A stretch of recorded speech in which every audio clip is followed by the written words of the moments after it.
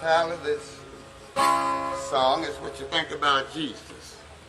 One who died on the cross, that none should be lost.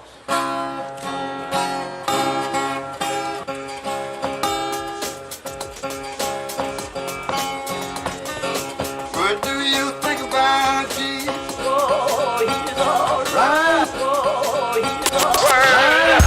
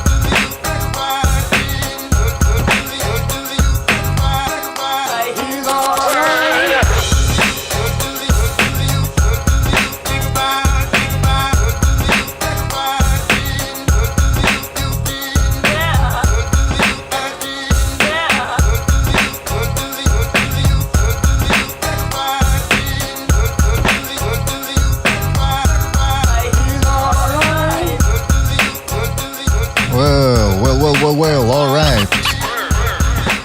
Welcome everybody to another BD Boxing podcast, broadcasting to you live from the True North. It's your good friends to BDA. Happy Easter to everybody out there. Happy Easter. Just remember, we're not affiliated with any organization, the Vatican, or any other cult. No. We're keeping it pure over here. The gospel remains pure. The good news. That being said, the good news is a little bit incomplete for my taste. That's what I think you guys need to spread. That BDA gospel really fills in the gaps and covers some of the stuff that the New Testament failed to cover. Hey, nobody's perfect, you know what I mean? So let's just keep it real here and make sure to spread that BDA gospel. Fellas, we got a lot to get to, so before we get down to the fun, let's get the business out of the way. You know the drill.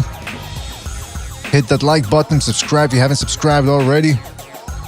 You can donate a couple of shekels our way via the super chat feature, but it's better if you join the BD membership program. That way you get more bang for your buck, special emojis, badges, the whole shebang.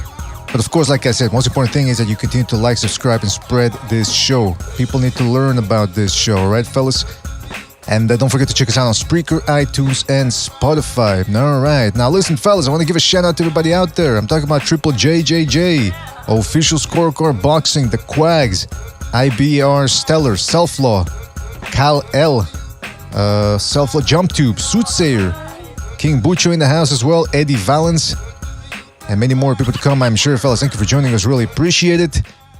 Well, we got ourselves a fantastic show, man. A full day of fights yesterday in the evening and at night, and it was all welterweight action, and that's what we're going to talk about here.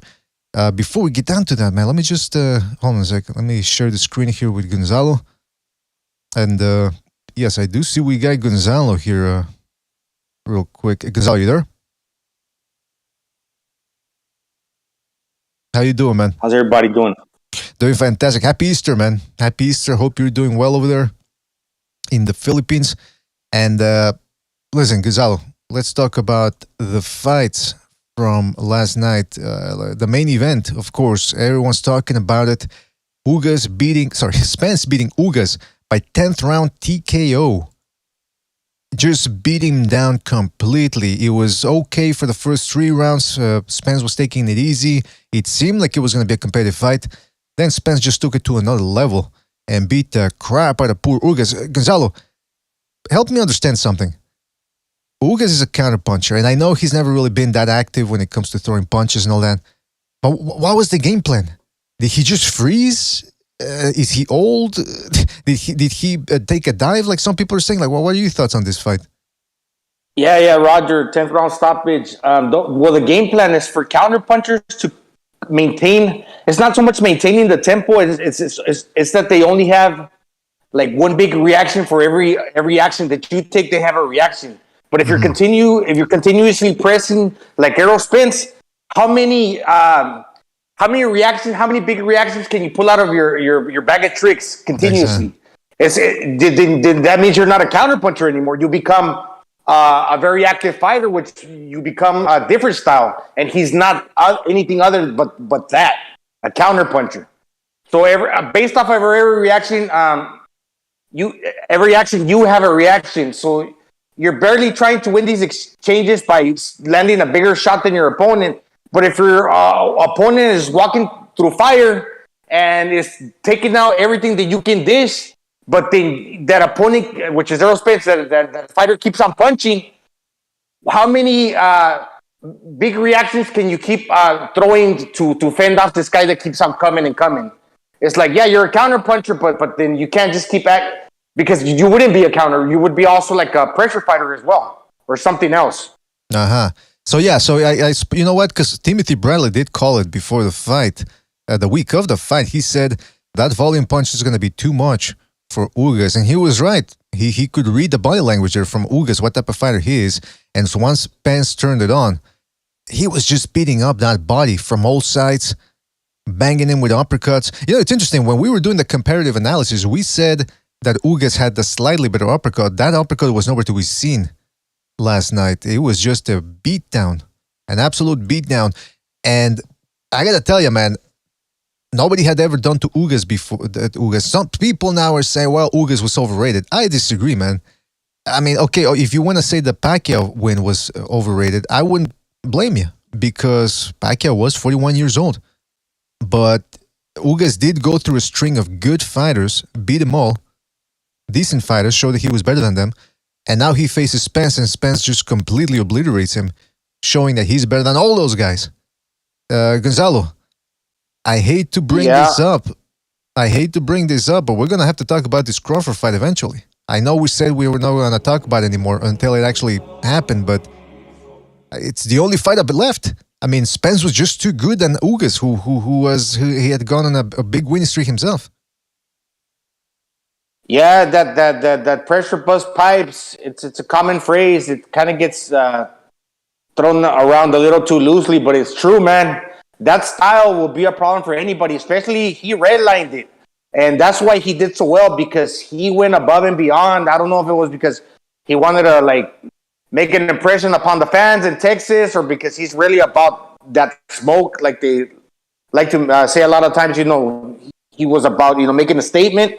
But with Crawford, it's a different story, because that dude is altogether, he's a different style, and he's really versatile, and he's also a good fighter. But the power, man, the power is hard to pinpoint where the power comes from, but it's there.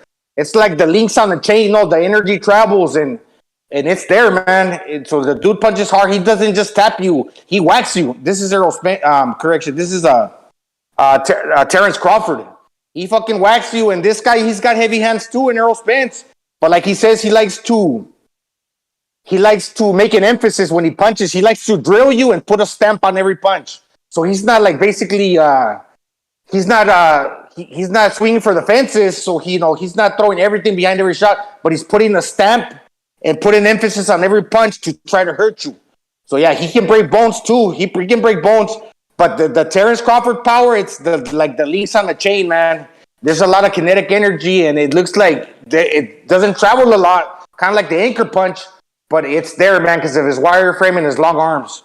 Let me ask you this, a good fight, man. If the fight the doctor, I think it was the doctor stopped the fight. If the doctor wouldn't have stopped the fight, do you think Spence would have taken Ugas out of there eventually, or? Yeah, because I was waiting to see if him having to cut down weight, him being a big guy, dehydrating down to 147 was gonna it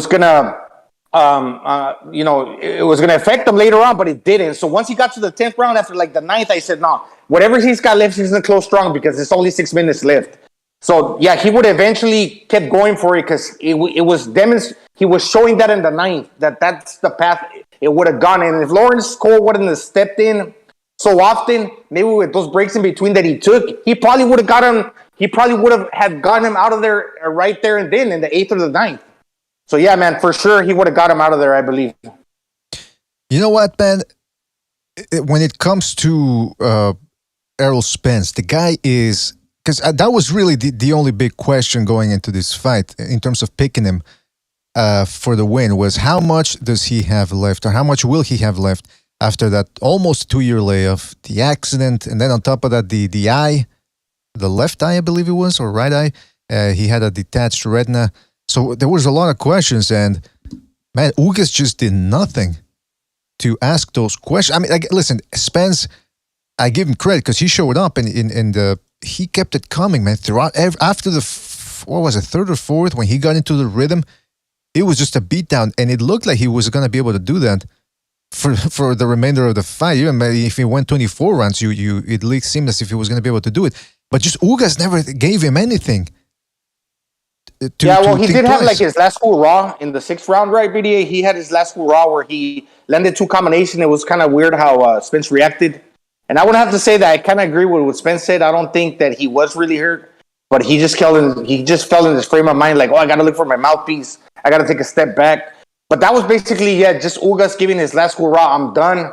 I'm going to try to land my last few counter combinations to what you're doing. But after that, the pressure keeps coming, and man, I can't deal because it's not in my DNA. It's not in my little book of as a counter puncher, as like, the recipe that I need to react to everything that you throw. I can certainly do it for 2-3 times every round, but every combination that you throw, for me to come up with like a trap to set for you or something to offset the tempo that you're giving me, man. No, it wasn't.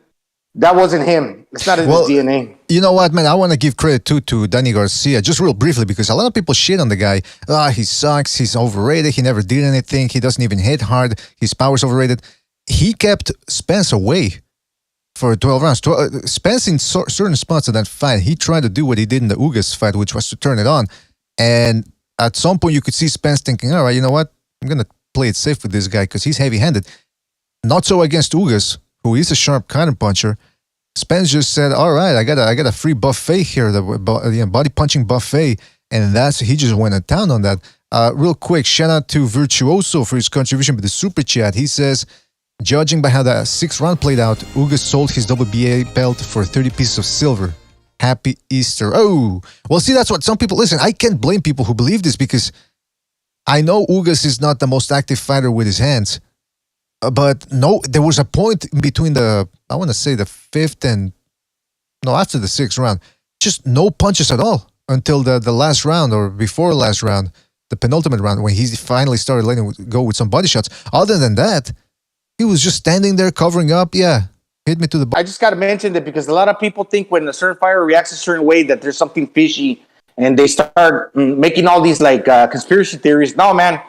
In this fight, it's like, okay, Ugas was freezing up, and there was a reason for that. Because if you open up foolishly, the other guy's going to continue punching. So you're trying to find an opening, but since everything is moving at the speed of like in real time, and you see an opening, but then that comes to pass, then you second think yourself, then that comes to pass, then you don't find the opening, but the other guy keeps punching it. It's hard to find the right moment, man. And he knew that if he threw with everything, the counter puncher was going to get countered too. Yeah, man, that's a good point right there as well, Gonzalo. Sorry, just let me reread the super chat because maybe people didn't hear it when we lost audio. Shout out to Ollie G for his contribution with the super chat. He says, Spence on some crazy juice. Volume was crazy. Shout out to Ollie G. Amak PvP. Shout out to Amak. Says, Errol washed Ugas out like Listerine mouthwash. People with the fucking, not necessarily the puns there, but the one-liners. Amak PvP again, via the super chat. Shout out to Amak, and he says, does that mean Ugas has an Easter egg on his face? Oh, Easter egg, yeah, because it's Easter. I mean, look, listen, Ugas, I mean, I don't know what he was expecting. At least go for broke at some point. He never did. And that just goes to show you that certain boxers have different mentalities.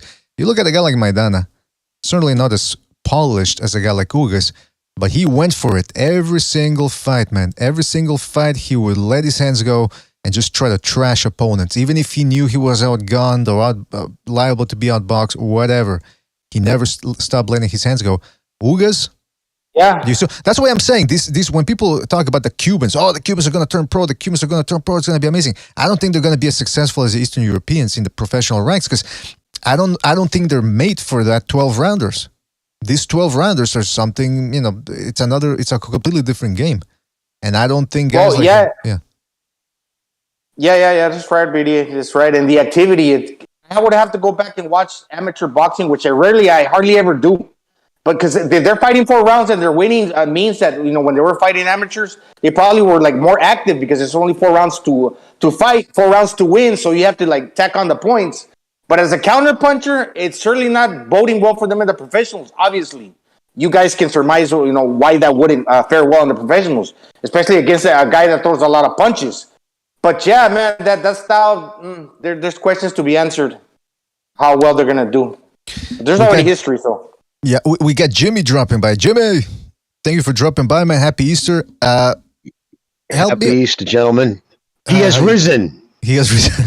Jimmy, help us understand something. What was up? Like, I know Spence is a beast when he starts putting it on guys. What was up? What was up? We saw what we thought we'd see, a completely with Spence in the beginning, first 4 rounds especially.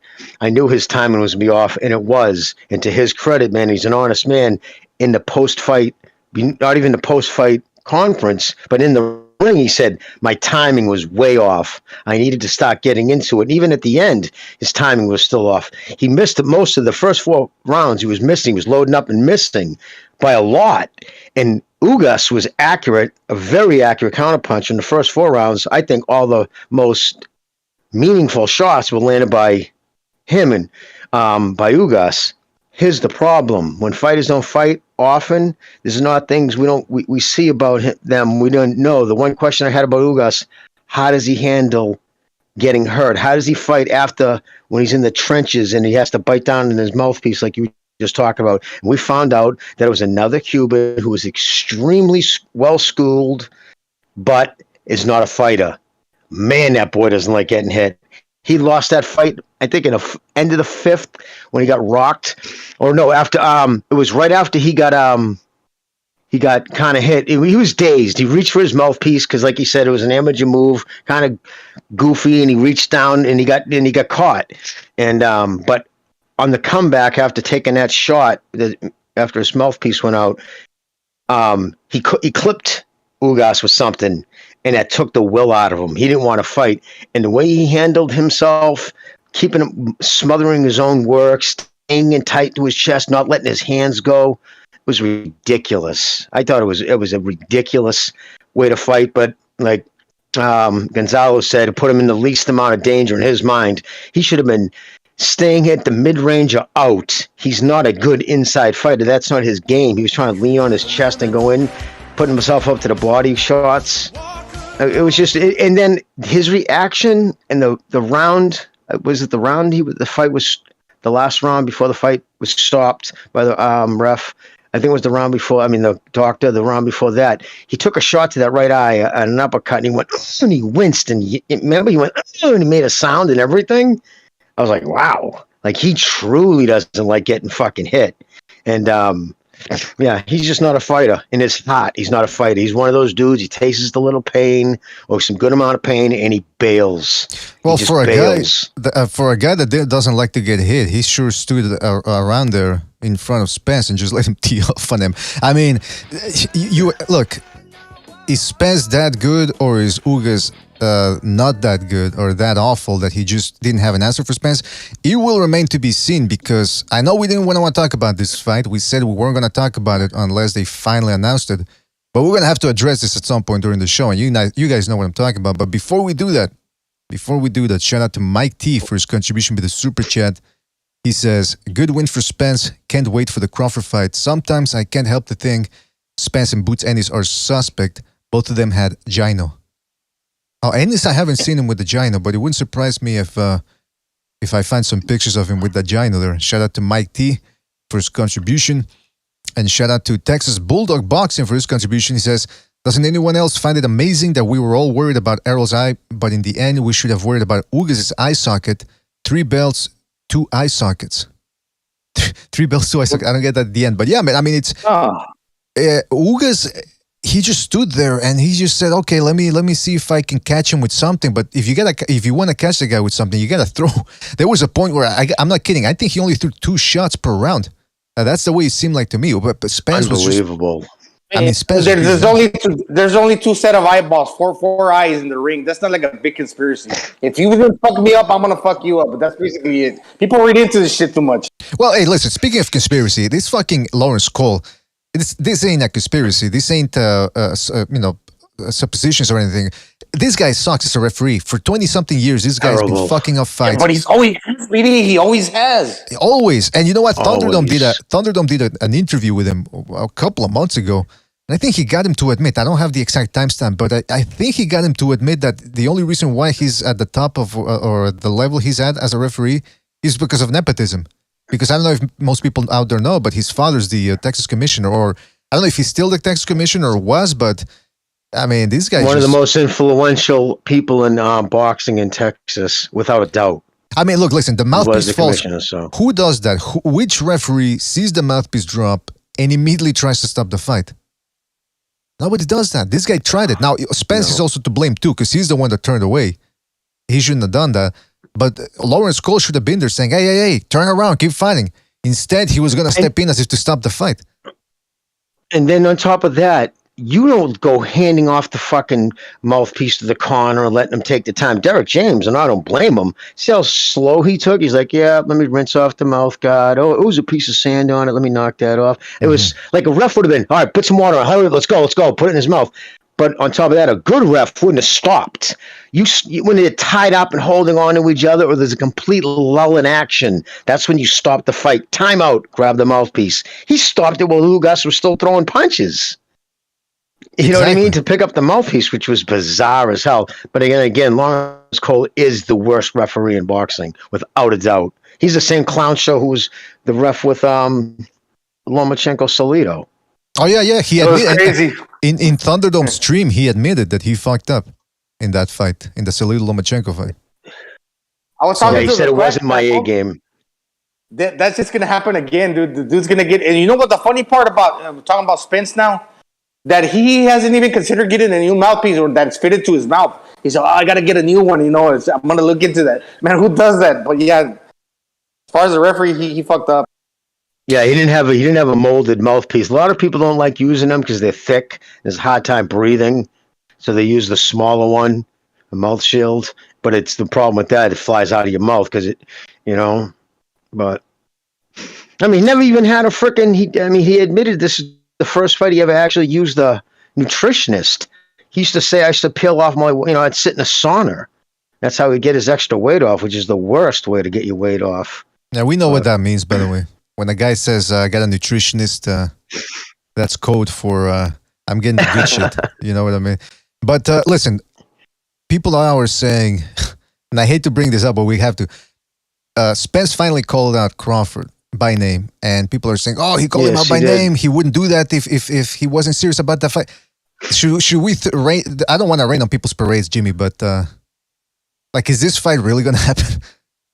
I would be hard pressed to see it not happening now, only because when you call him out like that, listen, he addressed what.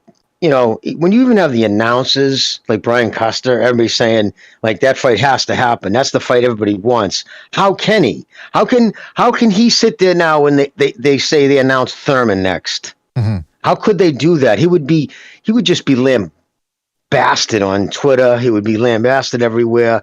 Yeah, I mean they need to make that fight next. I'm just surprised they didn't. That's why I remember I said in the last show I'm surprised they didn't secure Crawford. They're letting him get signed by somebody else, or he's out there to be able to be signed by somebody else.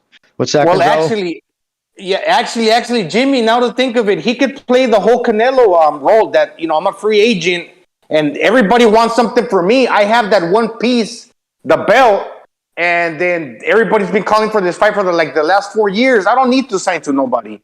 Just pay me what I want, which is probably more than what I would get with the ESPN or Bob Arum. Give me what I want and I'll sign. He's probably going to make about $10 million, man. I bet, dude.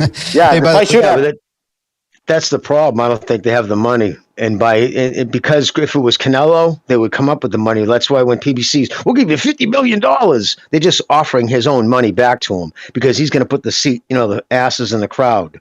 You know what I mean? I mean, put it this way, Saunders, They played at they fought at the same place. Last night, the announced attendance was 39,426. I mean, that's just a little over half of what fucking Canelo did against Saunders there. He did 73,000. You know what I mean? It took 3 fights for him to crack 100,000 seats. Hey, but Jimmy, all 3 fights there. Somebody posted, I don't have it with me here, but somebody posted on the Discord yesterday a tweet saying that they were slashing prices. Let me ask you, when it's a big event in Texas, Spence is a big name in Texas, when they have to be slashing prices, I don't know if it's true or not, but if it is true, no, they did. They did? They cut prices at the end. Yes, they did. So what does that say? Okay, let me ask you, what does that say about Spence's drawing power when Fury versus White, for example, sells out that very day? Canelo, sometimes when he fights, he sells out that very same day. What does it say about Errol Spence's drawing power that he can't sell out in his hometown? Because he's not fought Crawford yet. I think if that was Crawford he was fighting last night, I think that place would have been fucking, would have had probably 20,000 more people there, 20, 30,000 more people there.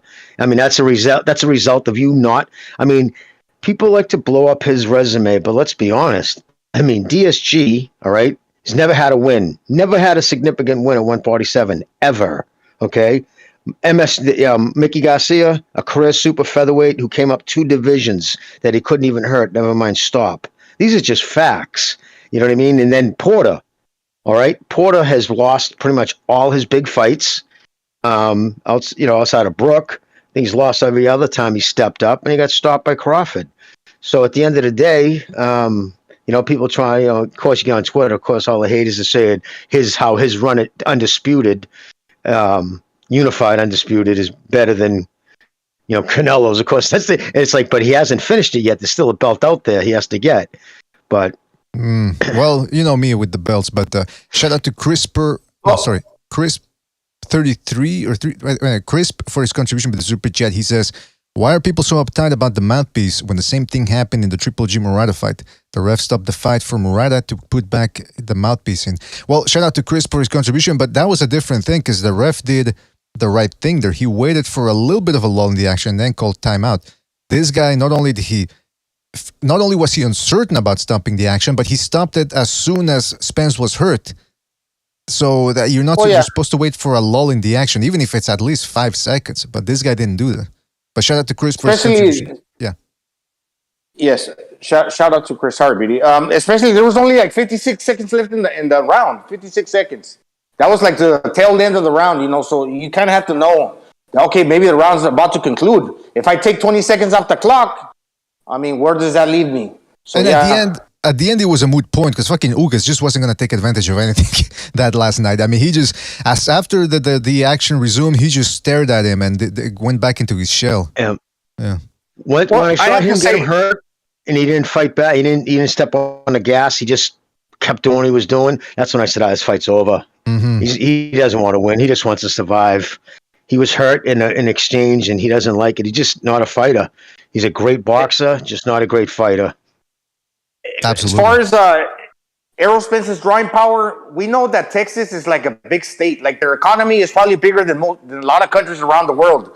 And there's a lot of Mexicans. His style is similar to the Mexican style pressure. And, that's to be respected. Is to be admired by the fans. And he surely made a statement. I think he took it upon his own 2 hands to declare himself. Okay, I'm the top guy at the welterweight division. Making the statement, and he probably gained me as like a hardcore boxing fan, because I do consider myself that, because I love boxing. And I was really silent when I was watching this fight. I got a little bit of a chill thinking, okay, maybe if this guy's overrated with this one win alone after not fighting in so many months and only having like 2-3 top fights at the welterweight division, he kind of solidifies himself. He is the guy, just the way he fought, actually. The way he fought tonight, man, he made a statement. So he gains a lot of fans. And he becomes a little bit more of a drawing power in a big state like Texas. Gonzalo, if he was to fight Crawford next, who would you pick going into that fight? I would probably pick Terrence Crawford, man. No. That's a good fight, though. But I probably, because look, Yordenis Ugas is a counter puncher. Terrence Crawford, he throws more than a counter. 1, 2, 3. He throws like a bevy of punches. But the power is there. They're not just like slaps or taps. They're like he'll whack you. Like I said, they're like links on a chain, man. The power travels. And they're short punches, so there's some skill there to where it looks like an anchor punch, but he's always rearranging the distance. And when he lands on long limbs, he's catching you as you're coming in and he's thumping you. So for him to, basically what I'm trying to say, for him to walk down Ugas is one thing, but for him to walk down Terrence Crawford is a different story. Interesting. Well, I'll tell you this though, as it pertains to the Crawford fight or comparisons to Crawford, Ring Magazine, I don't know about ESPN, I'm going to check them out later, but the rankings here, the welterweight rankings, they have Crawford over Spence Jr. I think they're going to have to change that by the time they update this, because I don't see how Crawford could be rated higher as a welterweight after last night's performance from Spence. I mean, he just beat Ugas down, who was a number 3 guy, beat him up something awful. Was about if the doctor wouldn't have stopped it, Ugas would have been. I don't think. By the way, that type of beating he took, I don't think he's going to be ever be the same again, especially at this stage in his career, 35 years old. He'll probably retire. Right, but now Crawford. Listen, Crawford, Jimmy, just real quick. Crawford being number 1 as a based on what he beat Porter. Oh, is that his big win at welterweight? That he was the first guy to stop Porter.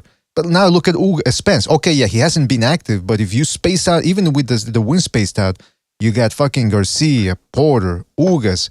That's 3 of the best welterweights right there in the world. And he's doing it in entertaining fashion, by the way. He's not stinking out the joint like Tank Davis and Devin Haney. So I think at this point they should just really switch it up and take Crawford to number 2 and Spence to number 1. That's what I think. Yeah, no, I would agree with that assessment, but I think maybe they're also thinking the fact that they know it's been Spence avoiding that fight up until this point. He called him out last night, but it's absolutely been Spence. I mean, remember, because criterias were met, and they still, you got to win this belt, and you're next. Wins the belt. The fight that, I win my fight, you win your fight, you have a belt, you're next. That didn't come to pass. Leave Top Rank, and you're next. That didn't come to pass. So these criterias he put up for the fight to happen came and went. So it was clear, whether it was him or Al Hammond or the PBC, regardless, it was Spence. Obviously, Crawford wanted the fight. He went over to his side of the street and got the door slammed shut in his face. Okay, so you're one of the people that thinks that it's Spence that didn't want the fight. Positive it was Spence not wanting to fight. I mean, that fight Crawford was there to be made. That's the reason why he left Top Rank and went to Al Hammond. Like, okay, and what did Tim say? Yeah, we didn't even make him an offer. I mean, there's a reason that they were pushing. Remember, this fight wasn't even supposed to come to fruition at first. Remember how Ugas fought? Because Ugas was supposed to fight a mandatory WBA. Was it Stanionis? Somebody. It was supposed to be somebody else. And they forced the fucking the Spence fight. Remember, it was that battle going on.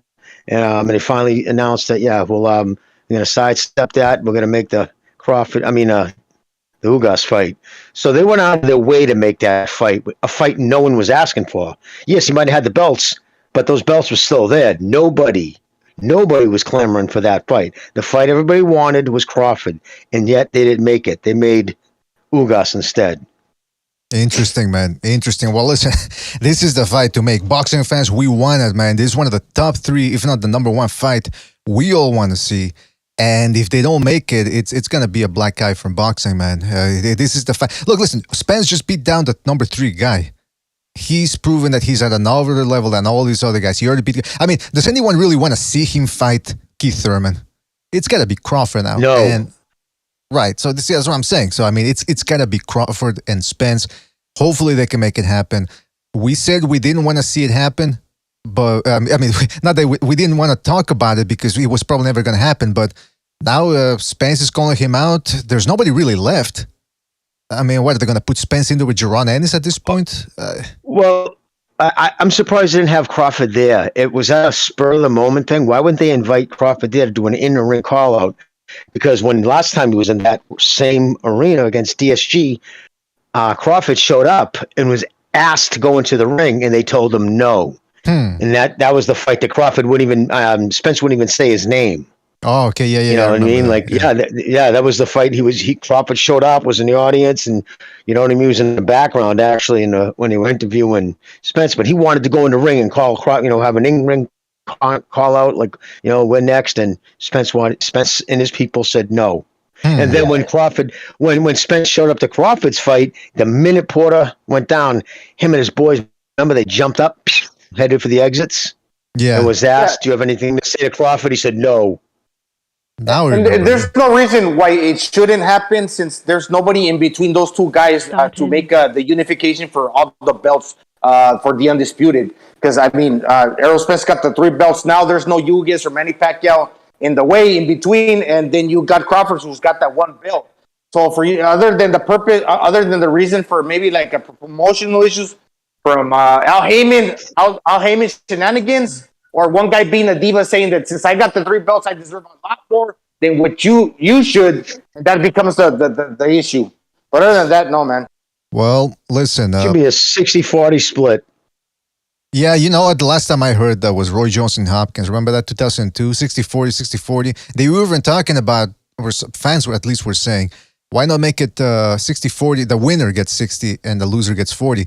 That never happened. Well, it happened all the way in 2010 when both guys were past their prime. So I'm afraid. I'm deadly afraid that this fight never happens. But I'm staying positive. I'm trying to, be Johnny, be good, and hoping that this. Yep. People. Somebody said that in the chat, or where was it? In the comments, somebody said manifest. I know. Yes, I think it was in your Twitter, Jimmy. You said that the fight was probably never going to happen. Somebody said, try to wish it happens. Try to make it like Deontay Wilder said, speak it, believe it, achieve it.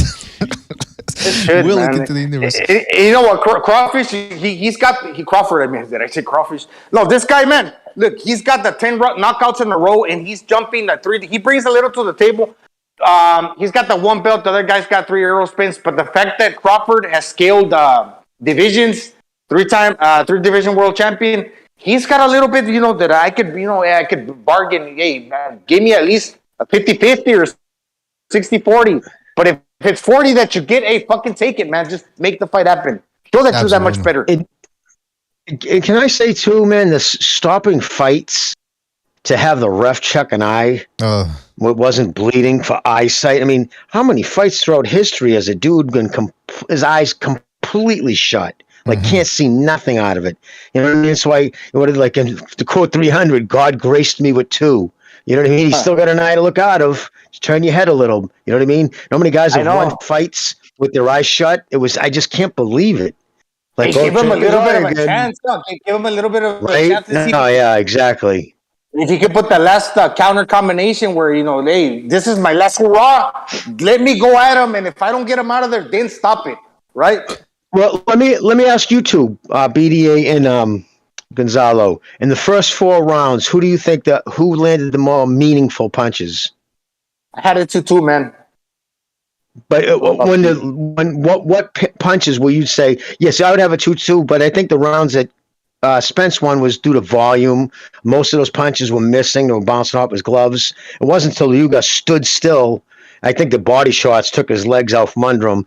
Another thing, now that Cuba, and I'll let you guys answer that question I asked, but now that Cuba is supposed to be, to letting the pros turn, you know what I mean, about fight for the professional ranks, I hope they also send legitimate birth certificates with them. Because I'll tell you right now, I don't think Ugas is 35 years old. I thought he looked old last night. I thought his legs got old quick. Fought more like a 40-something-year-old than a 35-year-old. Look, I get it. I get it with Errol Spence, man. The guy can hit you from the two sides. He can hit you from with the right or the left to either side of the body. He's pretty balanced, man. Well, he's very balanced in the sense that to develop that type of power to go to the kidneys and to the liver, nobody really ever does that. Like even professional fighters, where they can couple their punches to either side of the body like that, because you got to transition your way from this side and then turn into the other punch the other direction and then throw the punch. It's very hard, man, but this dude can do that. He can beat you down with either hand, and he's continuously pressuring you, man. He's a solid fighter. He's a very good fighter. He's got a good chin, too. Absolutely, man. Absolutely. He's at this point, he's at his peak. We're talking about Errol Spence, and that's why the Crawford fight has to happen, because Crawford is no longer in his peak. He's past his peak at, 34 now? And so it's gotta happen now, man. Like somebody in the chat said, and by the way, shout out to Blue Collar Sports TV, aka Del Boy. He says, rooting for Spence against Crawford, much more entertaining fighter to watch. Well, you know what? Crawford also gets the win, the stoppage win. So there's something to be said about that. But I think we can all agree that this is the fight that should be made. Now, both guys have proven that they are above and beyond everyone else in the division. And if it doesn't happen, it's going to be very, very sad, man, for boxing, not to see this fight.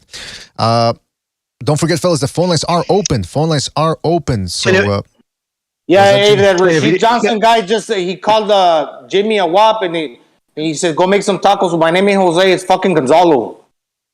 Who are you talking about?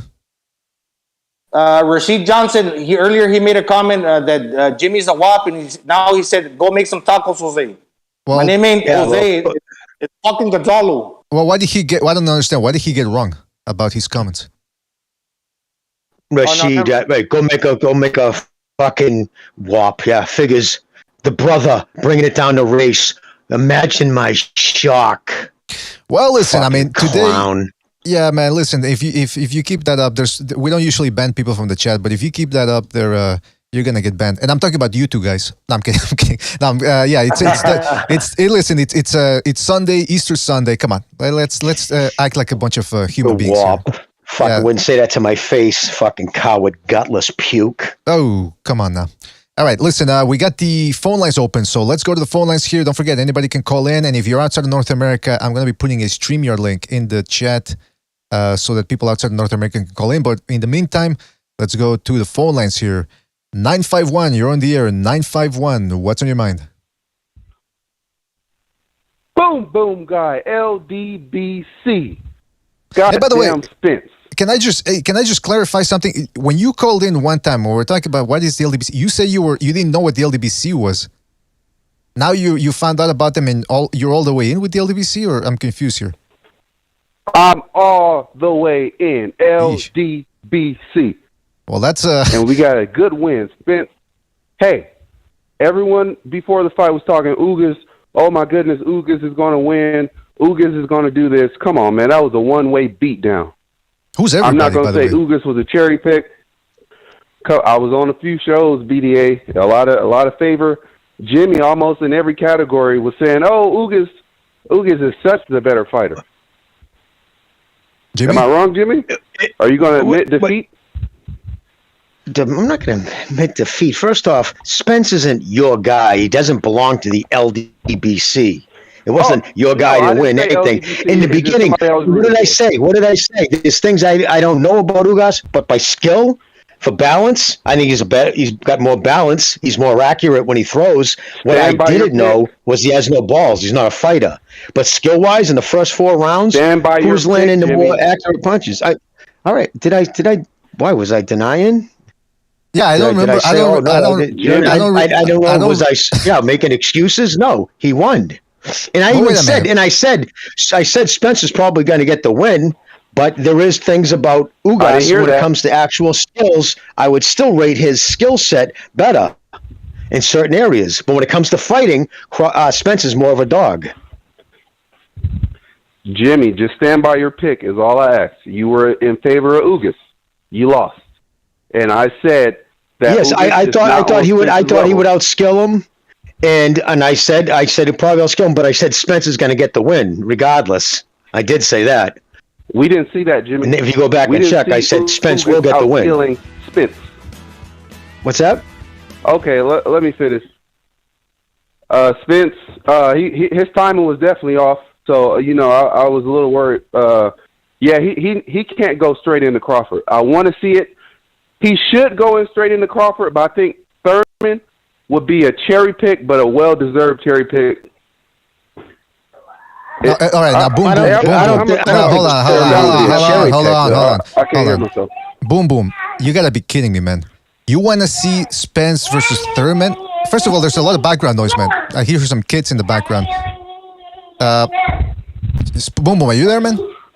Go ahead.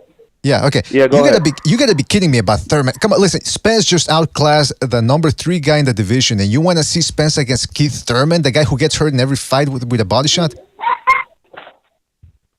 Okay, this is what I'm saying. Spence didn't look like he was ready for Crawford. I have Crawford winning anyway, but it would be a better fight if Spence gets another tune-up.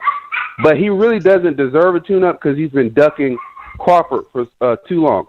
Once you say, "Hey, Crawford, get the belt and I'll fight you," and you duck him longer, I think Spence kind of realizes that Crawford is a better man, because that's clear. Well- That's a clear duck. You tell a man to get a belt, then he gets the belt and you still duck him.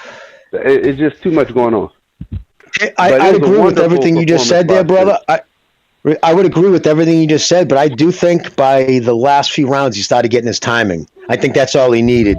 If he would have knocked out Ugas, say stop that fight at the end of within 4 rounds, I would have said, dude, you needed one more to get your timing down. You don't want to win the fight where your timing was still off. But I think after he got hurt, he seemed to get more into the groove. He got more. He started getting his timing back. And he, like in his own admission at the end of the fight, he goes, "Yeah, my timing was off," which was to be expected. You can't have one fight against a against the worst guy with the worst feet in the division, DSG. You know what I mean? That's not, it's not going to get you ready for someone like Crawford. But again, because I think he eventually got into it, his groove started getting better, his timing getting better, and he was, his accuracy started getting better as the fight went along. So I think because of that, I don't think he needs another warm-up. He's not going to gain anything from fighting Thurman that's going to help him with Crawford at this point. But I agree. In the beginning, if he would have stopped him the 4 rounds before he got his timing, that wouldn't have boded well for him. But I've always said Crawford. Spence is one of the. I've always said it's been Crawford and Spence. Those are the 2 best guys at welterweight. I've never denounced Spence's abilities. I just think Crawford's the best in the division. And I thought the only reason why I was giving Ugas a shot was because of the inactivity and ring rust. All right, it wasn't because you know what I mean. He was a better fighter. Let Boom Boom go because we got to get to other callers here. Boom Boom, final comment, please, because we got to move on. All right, I would say the only reason people gave Ugas a chance is because of Spence's layoff and his eye injury. Other than that, this wasn't even close. He showed you, and on top of that, that ref wanted to be a superstar. He kept stopping and telling Spence to get his punches up. I didn't see any fucking punches or going too low. But other than that, hold on. Gonzalo, hold on. Let him because he's been ducking for so long. Yeah, let the caller, guys, because we got a lot of calls here. All right, Boom Boom, you're absolutely right. Lawrence Cole, he wanted to be a superstar, and it's not his show. These fucking referees have to learn that. So listen, Boom Boom, good call. Call back next time, right, man? Take it easy out there. And Boom Boom's right. Boom Boom's right too, man, with the fucking Cole. And I thought fucking Ugas was landing just as many low shots, if not more than Spence. And he kept wanting Spence at first, which I thought was odd. But anyways, yeah, it was. BDA. What Boom Boom would say is correct, but he showed up. He said he showed you in plural. He showed me, but he also showed Boom Boom. He also showed you, man, because no one, even in Texas, the people were quiet. They didn't even really react, and they were not lauding. Let's see, they were kind of quiet because they didn't really know what was going to happen. There was moments where it appeared that Errol Spence got hurt, and they were quite clamoring for their champion. Like, we know he's the fucking man yet. But now after this performance, you can tell what fucking Errol Spence is made of. Yeah, he's a bad motherfucker. I agree. But did you know that also, Boom Boom? Did he not show you as well? That's all I have to say. Well, after the 3 rounds, the last 3 rounds, he was just a complete and total beatdown, and I think they were pretty confident that Ugas wasn't going to do shit after that. Well, the 6th round where he got rocked off his axis, whether it was because he was chasing his own mouthpiece, which was kind of strange. Ugas had a good round. Well, let's get to 914 here. 914, you're on the air. 914, what's on your mind? What's up, BDA panel? Happy Easter. The good Lord has risen today. That's right. Hallelujah. Now about last night's fight, I think on my last phone call, I originally had it 50-50. No, I had it 55-45 leaning towards Spence, but there was always a possibility of it being 50-50. And so a couple of things that I want to talk about. I don't want to take up too much of your guys' time. If I sound like a fanboy at any point, please, interrupt, cut me off, and call me out on it. So you're allowed. So a commonly thing that's said in boxing is that Errol Spence is a weight bully, and since becoming a champion, he's had a good size advantage against Mikey Garcia coming up 2 weight divisions, and also he was the bigger guy when he fought Danny Garcia. And it showed in those fights. But last night, he fought a person of equal I think, possibly greater physical stature than him, at least at the weigh-in. I don't know, after they rehydrated, they both looked like, like a similar stature.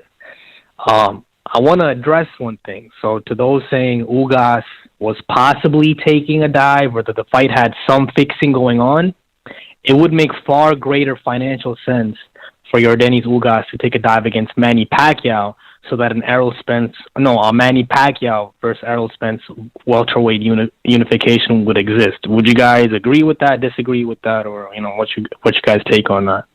You know what, man? I could see it going both ways, because I think maybe what that theory is that Spence wasn't looking good in training before the Pacquiao fight. So they said, shit, do we really want to put him in there against Pacquiao, who just upset Thurman? They didn't want to take that risk, so they put him in there with Ugas. That's the theory that I heard. And it would make sense if they thought that Pacquiao really had a chance against Spence. But at this point, after what we saw with Spence last night, if that Spence would have showed up against Pacquiao, the Pacquiao that fought Ugas, I don't think anybody can disagree that Pacquiao would have been beat down in that fight. Well, you got to consider that Manny Pacquiao's smaller. He's in and out kind of ambush. He's not consistent like Errol Spence. Different styles, and if it's not just a factor, the size is comparable between Errol Spence and Ugas, but the punching power more heavy-handed, and the style, with the pressure fighting, that's something totally different. And Ugas didn't take a dive. At the end of the day, I don't know if that's a metaphor, because he didn't go down. He was on his feet, and so he tried to fight, and he even said, no, I want the fight to continue. But anyways, go ahead, guys. All right. Well, go ahead. Go ahead. So in the Pacquiao fight, Yordenis Ugas was more offensive. He had a higher work rate against Manny Pacquiao, but you saw a lot of flailing slap punches land on the shorter fighter that night. And I think in this particular fight, he was a little, he was thinking too much, because if he gets that extension, he likes to sometimes throw a slap, not a slap hook, but it's like an overhand slap punch. Not saying that it doesn't cause any damage or anything, but I think that he was more worried about the consequence of doing that type of stuff in this fight than against a 43-year-old faded version of Manny Pacquiao, who's still, a top elite fighter in that faded state. But, what do you guys think about that? Well, that's the crux. That's the crux with Ugas' style. He's not a slapper per se, but as the fight goes on, he'll lose power. He's kind of got like that pitbull power where it's explosive. He's got speed behind it, but it's in bursts, and the hands are not so heavy that when he starts losing steam, it becomes almost like a not so much of a hard punch, but more like of a tap, a hard tap at that. But nonetheless, it lacks the steam, the power. Well, listen, caller, that's you brought up an excellent point there about the size, man. Ugas did look bigger than Spence, and Spence just walked through him like it was nobody's business. Well, Ugas has never been a big power puncher, though, right? No. Even if he hits you squarely, he doesn't have the meat and potatoes behind the punch. Unlike Errol Spence, who likes to put a stamp behind the punch, he emphasized it. I'm gonna drill you and I'm gonna make it count. He's not throwing. It's not like a big wallop where I'm gonna throw caution to the wind, but he's trying to put a stamp behind every punch. That's Errol Spence. Yeah, that's not Ugas. Well, 914. We got to move on to another call here, but thank you for your call, and call back next time, right, man? Good call. Yes. All right. Yeah, I just want to say one last thing. All right, go ahead. One last thing, please. Okay, so Keith Thurman is kind of butting into the mix, and I see the PBC promotion is getting behind it.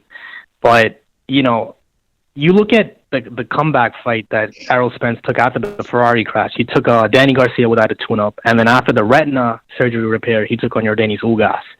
Can we say this about Keith Thurman on the other hand? Also in the heat of battle, Spence doesn't really retreat to recover like Keith Thurman does. He was buzzed, he was clipped, he was visibly bothered several times in this fight, but he gets back into the pocket instead of creating space and running the clock for the round to finish. So,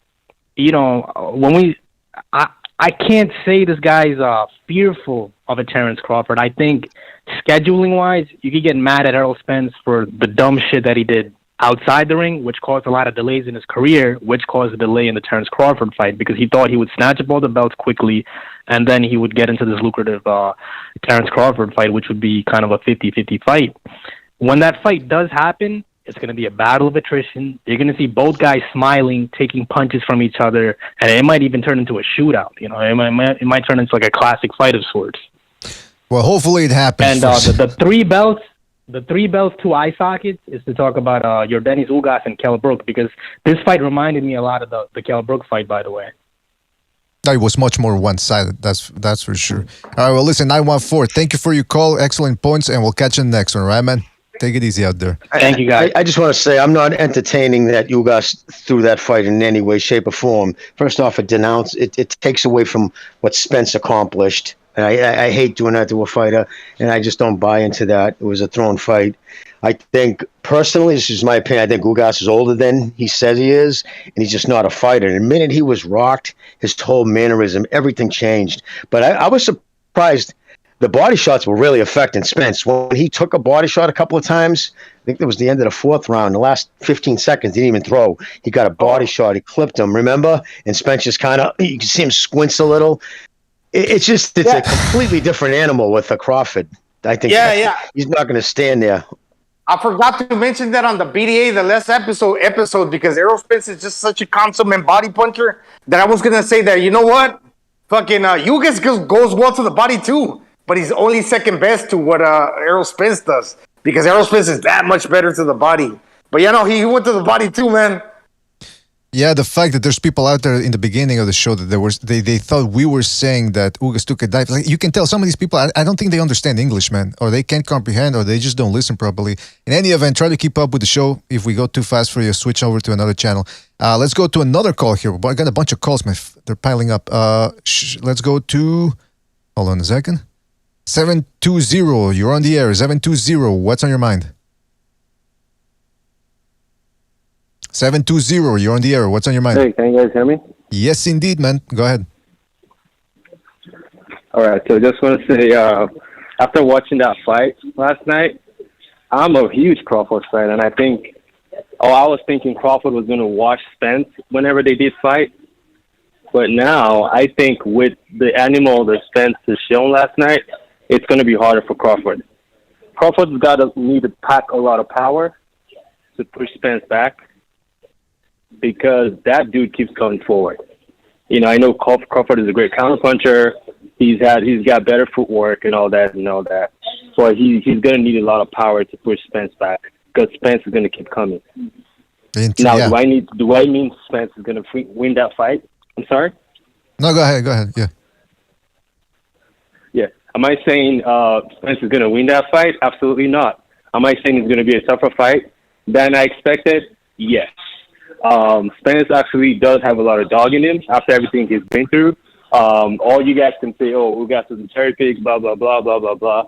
These are not tough fights. And for Spence to come back after all he's been through, it's an amazing achievement. But I think after what I saw last night, it's going to be harder for Crawford. Crawford is going to have to train more than he has ever trained in his whole life. Absolutely. To get the victory, and if he goes 12 rounds, depending on where they're fighting, if they're fighting at the MGM Grand, it's probably going to be 50-50. I don't think that fight will want to happen in Texas, because obviously, they're like legends at this point. One person is not going to take that advantage over the other.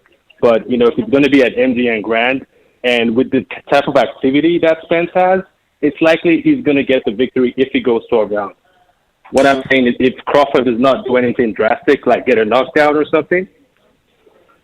Well, there you have it. I mean, that's what people are saying now, but now people are excited about this Crawford fight. 2 weeks ago, most people thought Crawford was going to wash him. Now it's back to being 50-50. Listen, 720, we got to move on to another call here. They're piling up, but thank you for your call. Call back next time, right, man? The location is all right. Thank you. Take it easy, man. Yeah, the location is key, because has the PBC, when they're the sole promoter of an event, have they ever had it at Vegas?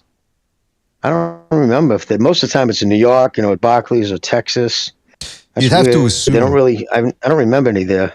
Yeah, I don't know, man. You have to assume that Vegas would probably give them the bigger side fee, but I don't know, man. But without a doubt, they would get millions and millions. That's a crazy question, Jimmy, because Al Heyman is such a weird, creepy, obscure character that you kind of have to wonder what the fuck's up with that dude. But yeah, man. They're located out of Vegas. PBC He- there, LLC's out of Vegas. He changes what should be like normal in boxing and makes it different to where he's kind of ruined it. But hopefully he doesn't for this fight. Well, Go let's ahead, listen, fellas. Yeah, let me get to the phone calls here because they're piling up. We'll be done with this soon here. We're gonna give people a chance to talk about, give us their thoughts on the fight. 301, you're on the air. 301, what's on your mind? Hey, BDA. Happy Easter. Happy Easter, everyone on right the back at you, panel, man. You. Hope you're all having a blessed day. Happy Easter, brother. Yeah, so I think we saw the Spence regain form. I thought that this would be kind of how the fight would go if, this were without the lingering questions, the car accident and the injuries thereafter. I think Ugas, like you said, Jimmy, he isn't a great fighter. He's just too content to play the role of like a physically imposing counterpuncher. That was his issue in the Porter fight. He just wanted to take control of the position of the ring, not move back. But when Porter figured out that he was only going to try to counter him on the way in and out, he used angles and threw jabs, and the judges saw that and saw his low output, scored it for him. And this really came to bite him in this fight because he, after the fifth round where he buzzed Spence, where he threw out his mouthpiece, there were moments earlier, I think the third round that Ugas managed to get to his body and seemed like he was getting the best of the trading, but that was only because he was firing on the inside. Sorry, is someone saying something? I can't really hear. The line's a little No, go ahead, man. low Go quality. ahead.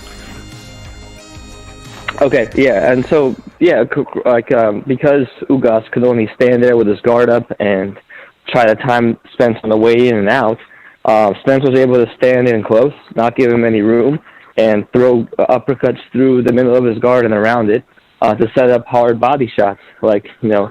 He threw, left hands to Ugas's body as if, he was whacking a bag. And that you can't really do that. You can't stand there with a guy who's going to keep up the assault. I will say, one, I don't know if the Crawford fight will ever happen because I don't know who's ducking who, but I will say that as much as I favor Crawford personally, he is too spoiled, I guess. He's been overpaid, and he has a higher opinion of his value than he actually brings in. If we were going to take the Spence pay-per-view numbers, and I don't think these have come in, but the ones we've seen thus far, the Spence numbers have been almost twice what Crawford's been selling. And some Crawford pay-per-views have been real letdowns. That's absolutely true. Well, but it is the fight to make. You're absolutely right, and we want to see it because the time is now. Yeah. 2 years from now, it's going to be way too late, man. So 301, great call. Call back next time, right, man? Got to move on to other calls. Take it easy. It is past its prime. I agree with what your sentiment early, EDA. It is already past its prime. That fight should have happened 2 years ago, easily. What's happening, boys? Anyway, I'm quickly coming the call. So, Stu, how are you doing, mate? What are you saying, boys? Happy Easter. Yeah, happy Easter to all you lovely gentlemen. I'm just in the car. I'm just driving. I'm near my house now, so I'm going to listen in and I'll get involved. I saw the Conor Ben fight. Obviously, I fell asleep. I was really tired. So I need to catch up on the Spence, but it went how I thought it'd go. Spence is the real deal, man. I don't care what anyone says. I picked Spence to beat Crawford, and the reason is because Spence is just versatile. He can box from range. He can take it to a dogfight. He's strong. He's got a tough chin. He's got a good chin. He hits hard. He's got nice combinations in his arsenal, should we say? Do you know what I mean? He's just got it. He's got it all. He's a full package when it comes to welterweights that are around today. And I just find that he's going to be a bit too much Crawford. Crawford gets caught with big shots quite often. I mean, especially when he's in the pocket, trade. I mean, he loads up. He gets caught. He's wide with his punches as well. And I think that's where Spence, in the pocket, roughing him up with the uppercuts and the short shots, the hooks, I think that he could be a big problem for Crawford. He's a strong kid, he keeps coming. he's got a good tank on him. There's no really real weaknesses. Maybe the only weakness that Errol Spence has got is he doesn't move his head that much. He's doesn't move his head, but yeah, I see Crawford's a special talent. Obviously, when Crawford's letting his hands go, then well, it's beautiful to watch. Do you know what I mean? Yeah, man, absolutely, Stu. We were gonna get to that Conor Benn thing because he did fight last evening rather, and he scored a sensational stoppage. But for the moment, Jesus is telling me we got to get back to the phone lines, otherwise he's gonna be angry at me that we don't give people a chance to speak here. Don't forget to hit the like, fellas. Hit the like. 214, you're on the air. 214, what's on your mind?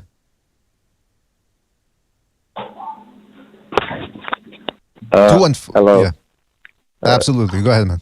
Yeah, I didn't see the fight with Errol Spence and what's his name, Ugas, but I want to talk about Butayev versus Stanley Jonas. I want to give major credit to Stanley Jonas. He had a very good jab, and he exposed Butayev, in my opinion, that Butayev didn't really have a jab, and he just did good. I don't think he may. I don't know. Maybe he might be a champion. I'm not sure. Stanionis. Well, let me ask you this. Well, you didn't. First of all, how come you didn't see that? How come you didn't see that the Spence fight? Oh, I didn't pay for it. But they put the free Showtime card up on Showtime, so I watched that. All right. Well, yeah, you're right. Stanionis Butayev. That was a good fight. Highly entertaining. Both guys really went at each other's body, man. So, yeah, man. So, what else do you want to talk about then? Just that fight? Yeah, but BDA, those two guys to the caller, they're good, but they're not the elite, man. Stanionis, he's good, but he was freezing up a little too much. Kind of remind me of Omar Chavez, Julio Cesar Chavez's younger brother. And I'm not going to say because he's limited, he's just a little too green. Yeah, he's strong, but at the same time, Butayev is not necessarily a power puncher. He's not even considered, probably in my opinion, as a harder puncher than Margarito. A pressure fighter, yes, Butayev brings it, but it's more like a Jamal James, dude. So if you're kind of shelling, my point is, if you're shelling up for a guy that doesn't really crack that hard like Butayev, how much more are you not going to have it when you shell up against a guy that punches that much harder?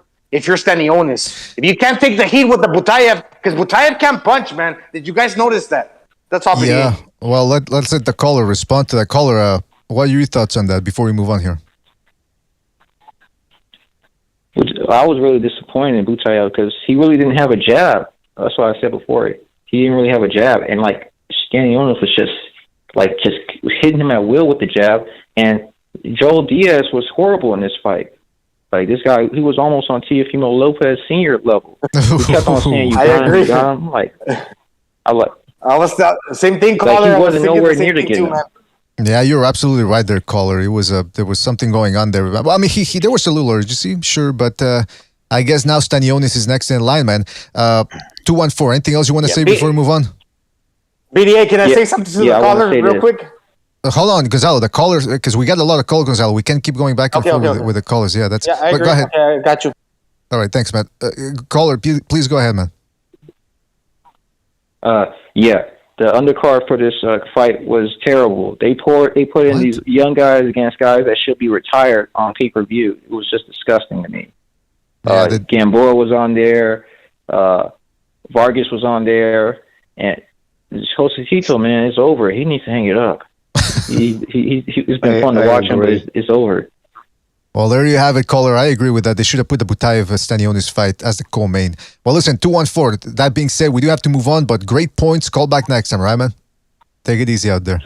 Thanks for calling in. I agree with a lot of his points. Dragging out all those dudes who should have been fucking ripping tickets, and you know what I mean, in the fucking stands, not in the ring. That was ridiculous. They should have been greeting people at Walmart, man. All right, let's go to 678. You're on the air. 678. What's on your mind? Hey, shout out everybody. Am I coming in clear? Loud and clear, Suits here. What's up, man? All right.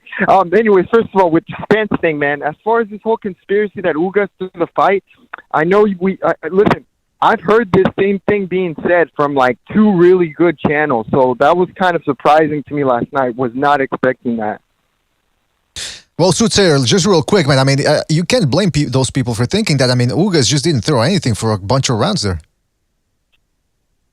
Yeah, I was getting excited when I saw him because I predicted Ugas to win by 9th round stoppage, and I was getting really excited, man, when he was going to the body and hitting him in the face. You could tell.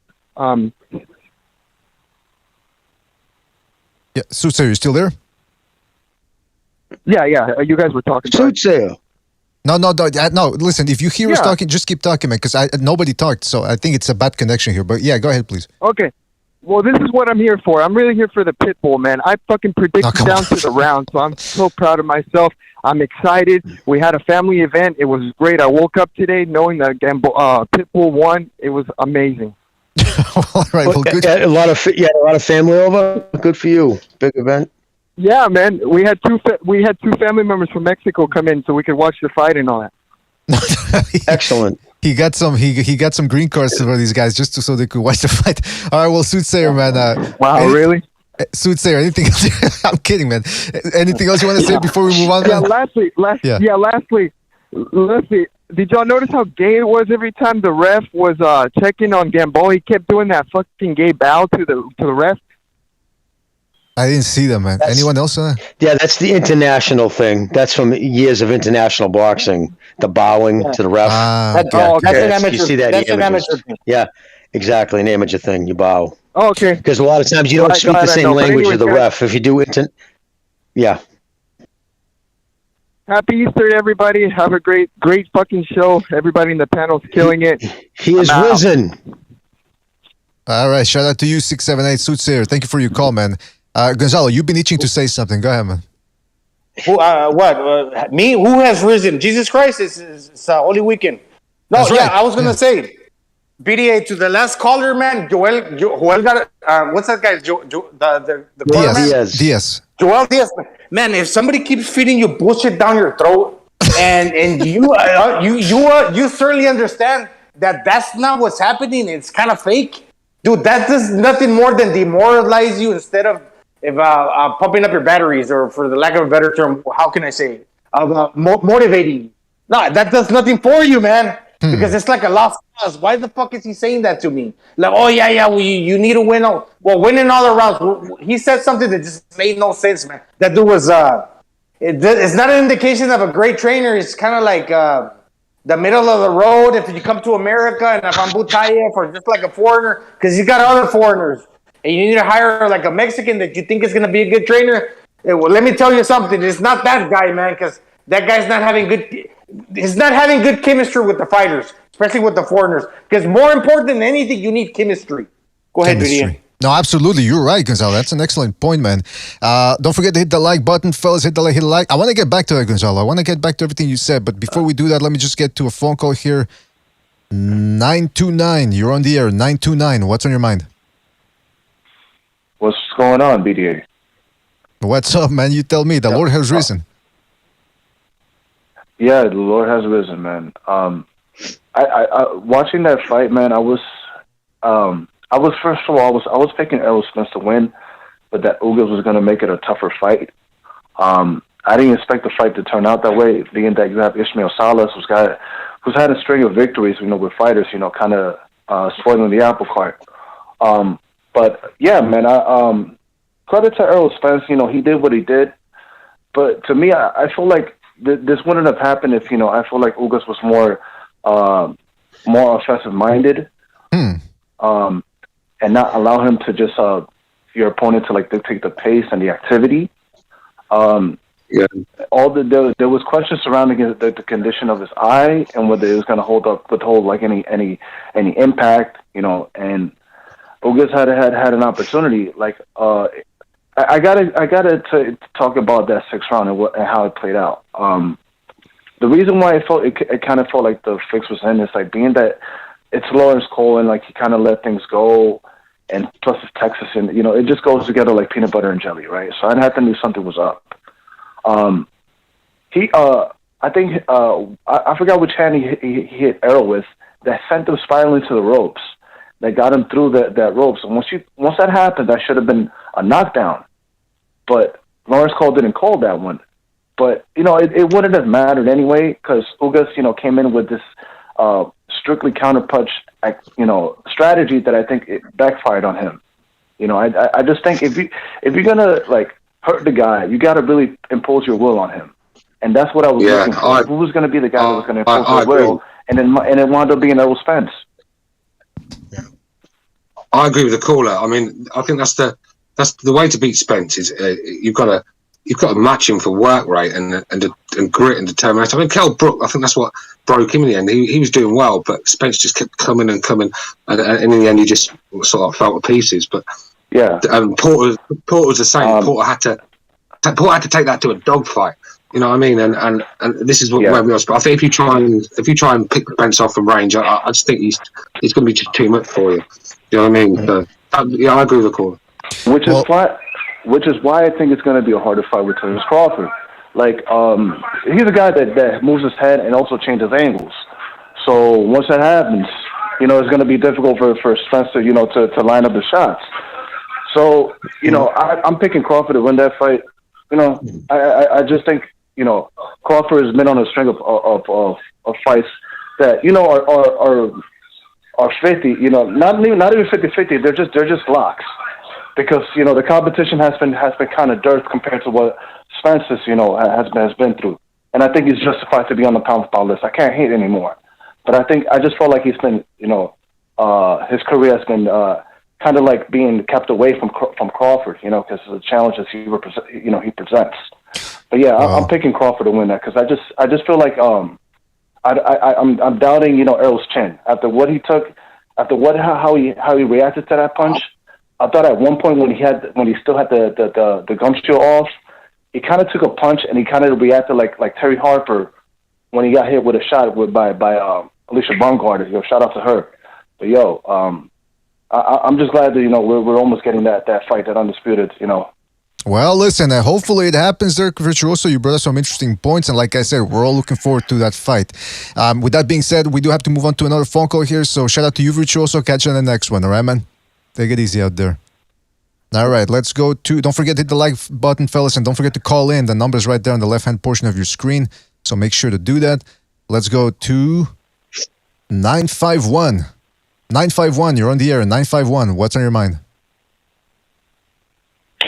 Oh, yeah, I'd like to watch the fight. I wasn't too impressed with Spence, and I think he was kind of handpicked because when he had the opportunity...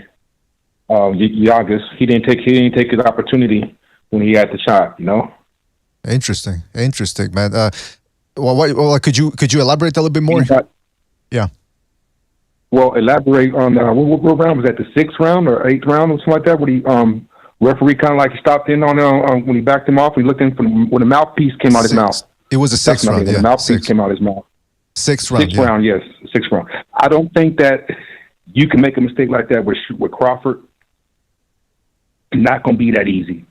A mistake like that will cost you he'll lose.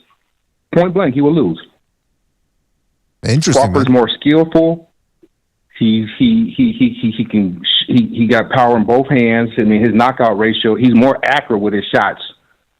And to me, I just think that, it needs to happen, though. They need to just, let's eliminate some of these belts, too, though, because that's another thing. That's just too many belts. That's the controversy right there, and all these promoters, and it's just too much, man. And they messing up the sport of boxing. Caller, you're preaching to the choir, man. When it comes to the fucking belts, how in what other sport do you have 6 champions at a time? What, do you guys want to get rid of the 4 belts, or do you mean get rid of the junior versions of belts? Could you elaborate? These junior versions of these belts is ridiculous, bro. That's ridiculous, bro. Caller, I like your style, man. And I'm not knocking on the money, but I came up with the Sugar Ray and all them things, and let's just keep it with the IBF, WBC, and the WBA, man, and run with that, man. And all the rest of them belts, shouts out to Spencer for getting all the belts. But like you said, there's one more out there, and I don't think he's gonna get that one though, man. Oh, well, listen, we'll see what happens. Listen, 951, excellent points, man. Call back next time, all right, man? Thank you. All right, thank you, man. Take it easy. He mentioned the IBF belt first, man. That wasn't that the belt that Terry Norris used to hold with the one with the eagle, the red belt. That's a badass belt too. Yeah, Never mind the IBF WBC. That's a pretty belt too, but that's a nice looking belt. In other words, but the fucking IBF, that's badass too, man. It's one of the What I like about the IBF, they forced their mandatories. You know, I like that. I mean, because if you didn't have the belts, if the one good thing about the belts is they'll force fights. The worst part about the belts is the junior versions, and it mucks everything up. Right. But, you know, like Steve hates the sanctioned bodies too, but like you said, they're a necessary evil because you can't get these guys to fight each other with the belts. How are we going to get them to fight each other if there wasn't something to fight for? Yeah, that's an unfortunate thing right there, man. Fuck. Well, I mean, you can't, it's like, can't live with him, can't live without him, apparently. Let's go. Can I just quickly, for 30 seconds, just say about, I don't think people should write Spence off just through that performance because, like I said, ring rust. Crawford's very active at the moment, so he looks a favourite. But Spence, he's that sort of talent where, and he probably needs a couple of good camps here, and he'll be back to his best sort of thing. And I think he's more than a match for Crawford in the pocket. I think he's gonna have to take it to a dogfight because I think if he tries to outbox Crawford, I think he could get pieced up. So anyone that thinks Spence hasn't got a prayer in this fight, I mean, I don't know about that, man. I'm still picking him to win that one. Yeah. Even though you guys said, that he didn't look impressive last night, that doesn't mean anything. Well, Tyson Fury looked terrible against one guy, and then they come back and look $1 million. It's just. To his credit, he admitted what was obvious to people, like Steve wrote about it, and guys like, you just can't be out of the fight game that long, or fight just once in 2 years and it not affect you. And to his credit, he did say, it was timing. That was where Ugas made his biggest mistake. Like I tweeted before the fight, he needed to jump on him, and not jump on him trying to knock him out. He just could not let him get in his groove. Meaning, like, he needed to use his footwork, just keep jabbing him, not let him get in the groove, to stand there and let him get in his groove. It was just bizarre. I thought everything Ugas did was wrong last night. You have to match him in a dogfight with Spence. But like I said, I mean, I wouldn't take that. I said timing. You just can't get your timing back up to 2 years. The thing with boxing, you have to go with the moment. When you're in your peak form and your prime of your life, you have to make the best of it. You can't be going out the ring for 2 years because one day you'll get up and it's all gone. You just can't get that back. Timing, it's not the sort of thing you can just switch on and off. It comes with loads with it. But you know what, Aaron? Sparring and loads of fights. But let's be real, Canelo, that's why Canelo is at his best now. He's doing 3-4 times a year. That's why. He's not giving himself a chance to get rusty. Bingo. But let's be real, Stu. Errol Spence got back on the warpath. Let's not even say his winning ways because he's undefeated. When he fought Danny Garcia, that dude got an iron chin, dude. You can knock that motherfucker out that easily, Danny Garcia. But you can say, if you pay attention to your screen, he broke his fucking will. Danny Garcia looked like a beaten man. Even his father admitted that. So if you notice, because every style makes fight, if you realize that dude got power and an iron chin, but then you see Ugas that doesn't throw a lot of punches and his chin is not that good, dude, consider that Garcia win a big thing because that dude wasn't going to get broken that easily. But if you notice, his will got broken and he won that fight convincingly. Even the father admitted that. The dude is bad, dude. Fucking Errol Spence. Gonzalo, sorry, bro, for interrupting, but I don't think that's much of a great win, Danny Garcia. I mean, everyone beats Garcia. Let's be real. Yeah, he's got a good chin. He has. He's going to be a tough man to stop, but he can be. I mean, Zab Judah. He made Zab Judah look like a prime Tommy Hearns that night. He was piecing Garcia. All right. Well, listen, fellas. Let's continue this conversation in a couple of more minutes. Let me just get through a couple of phone calls here. Let's go to 405. 405. You're on the air. 405. What's on your mind? 405, you're on the air. Yo, can you guys hear me? Yes, indeed. Go ahead, please. All right. Shout out to everybody. Happy Easter. So my thoughts on the fight. I felt like Ugas does what he usually does. He usually keeps his hands in his pockets, try to focus on the counter. And props to Spence for, obviously, after the eye injury and all that, he did look good. But I think that's just the way Ugas fights. He just doesn't throw. You can't expect to win a boxing match if you're not throwing so that you can land. But Caller, remember how he threw against Pacquiao? What's that? No, saying, but he threw. Remember how he threw so much different against Pacquiao? Obviously, Pacquiao doesn't hit as hard at welterweight, but yeah, he threw even less than he normally does. Like, it was crazy how. Yeah, you know what I mean. Like, he just sat. He just all of a sudden went. I see stopped throwing. Some of his other fights, and I don't think he's just not a big volume guy in my opinion. But yeah, I do agree that. Oh, no, he's not. You're correct. And then when it comes to the undisputed fight, I'm a bigger fan of Earl. Like, I just like him more, but I do favor Crawford in that fight. I think he's probably faster and definitely has more angles. I also think that Spence puts power into his shots, but he kind of stays there, and I feel like Crawford will be able to counter when he goes to that body and he stays there after his shot. The one thing that maybe Spence can capitalize on is that I noticed that Crawford gets a hot head when he's in a fight, and he'll just start exchanging. And obviously, maybe anybody can get caught, right, once you start exchanging. So that's the shot that I give to Spence. The thing is, when he's exchanging, he always throws 2 or 3 punches too many, and that's what gives them a chance to counter him in the pocket. He's always throwing just a couple punches too many. You know, instead of 2 threes, get out of there, he's doing 4s and 5s, and it leaves him square on, and especially with some of these wide shots he's throwing, and that's your chance to get him. And that's where Spencer's got to go, into the pocket. Well, BDA, can I mention something really fast? This is in response to the caller. Porter caught him too.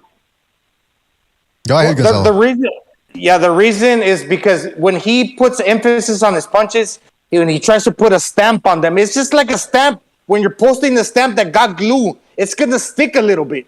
When he throws and he sticks that punch, it's staying there a little too much where he's a little, not lethargic, but he's staying in place because he's trying to drill that punch in. So he's pretty much putting the stamp on it. And that's why he's lingering a little bit too long in the pocket, as opposed to an explosive fighter that tries to swipe you out in a way when he lands and get you out of there, knock you out. That is more, it's a different rhythm. That's all, BD. Well, that's an interesting point right there. We will see what happens there. But that's a lot. Listen, 4:05. We got to move on to another call, but thank you for your call. We'll catch you on the next one, right, man? Yep. All right. Thank you, man. Happy Easter.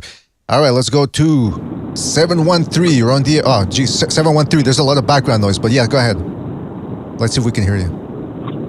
Hey, BDA, can y'all hear me? Try to talk a little louder, as loud as possible, please. Go ahead.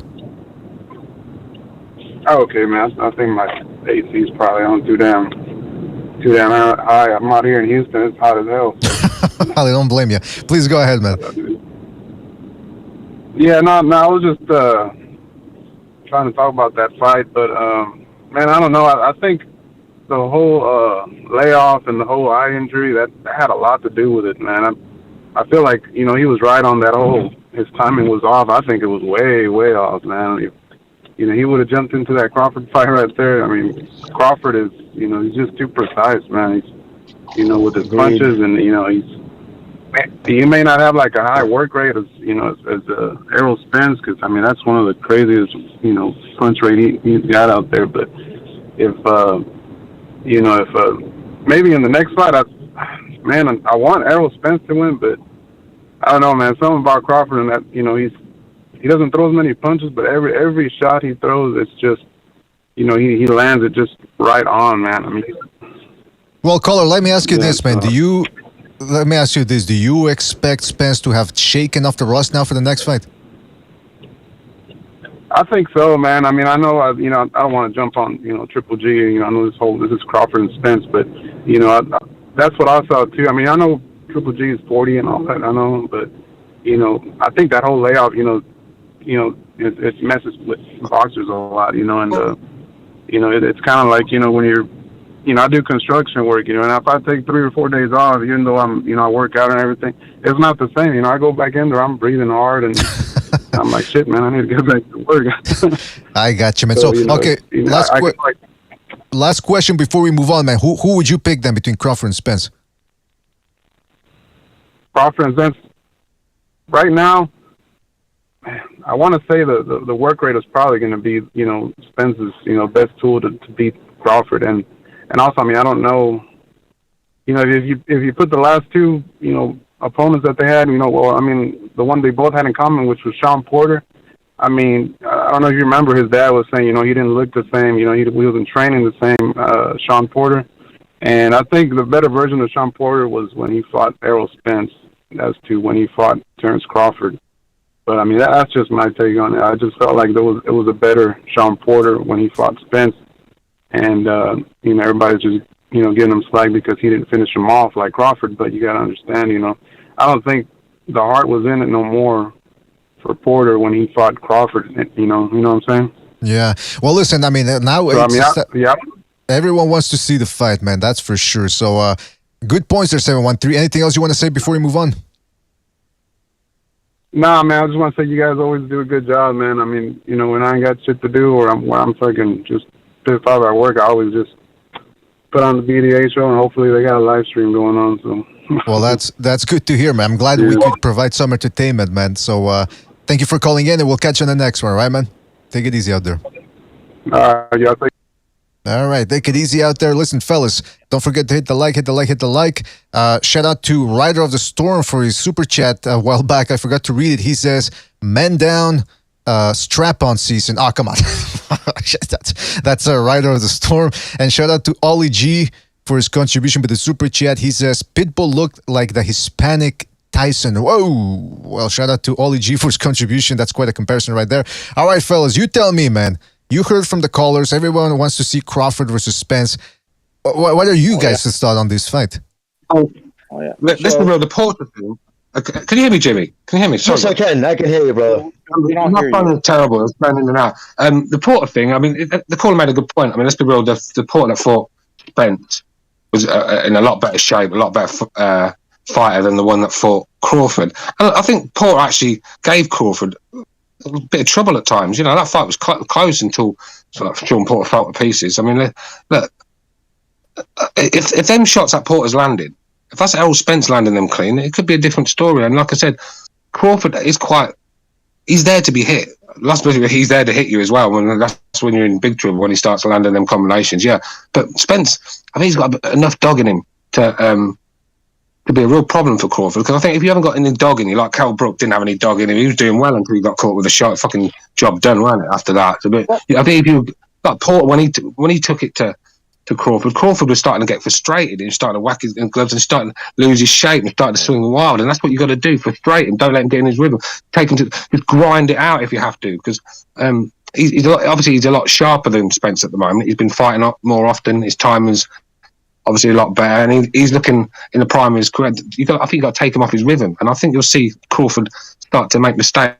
And let's be real, he's vulnerable. He's there to be hit. I've seen him get hit quite a few times. I mean, the situation with Ugas, he was digging down with his feet, staying in place, and reacting to what the opponent, not necessarily this guy, but throughout his career, the counter puncher, counters. But with Crawford, it's different because he's a little bit more mobile to the feet.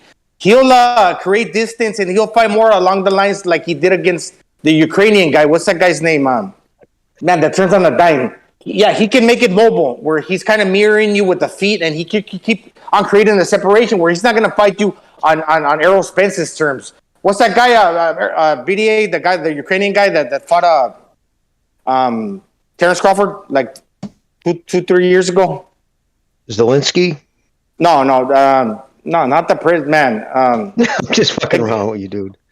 The guy that just lost to Ramirez, and he fought Ramirez. He fought Ugas. Postal.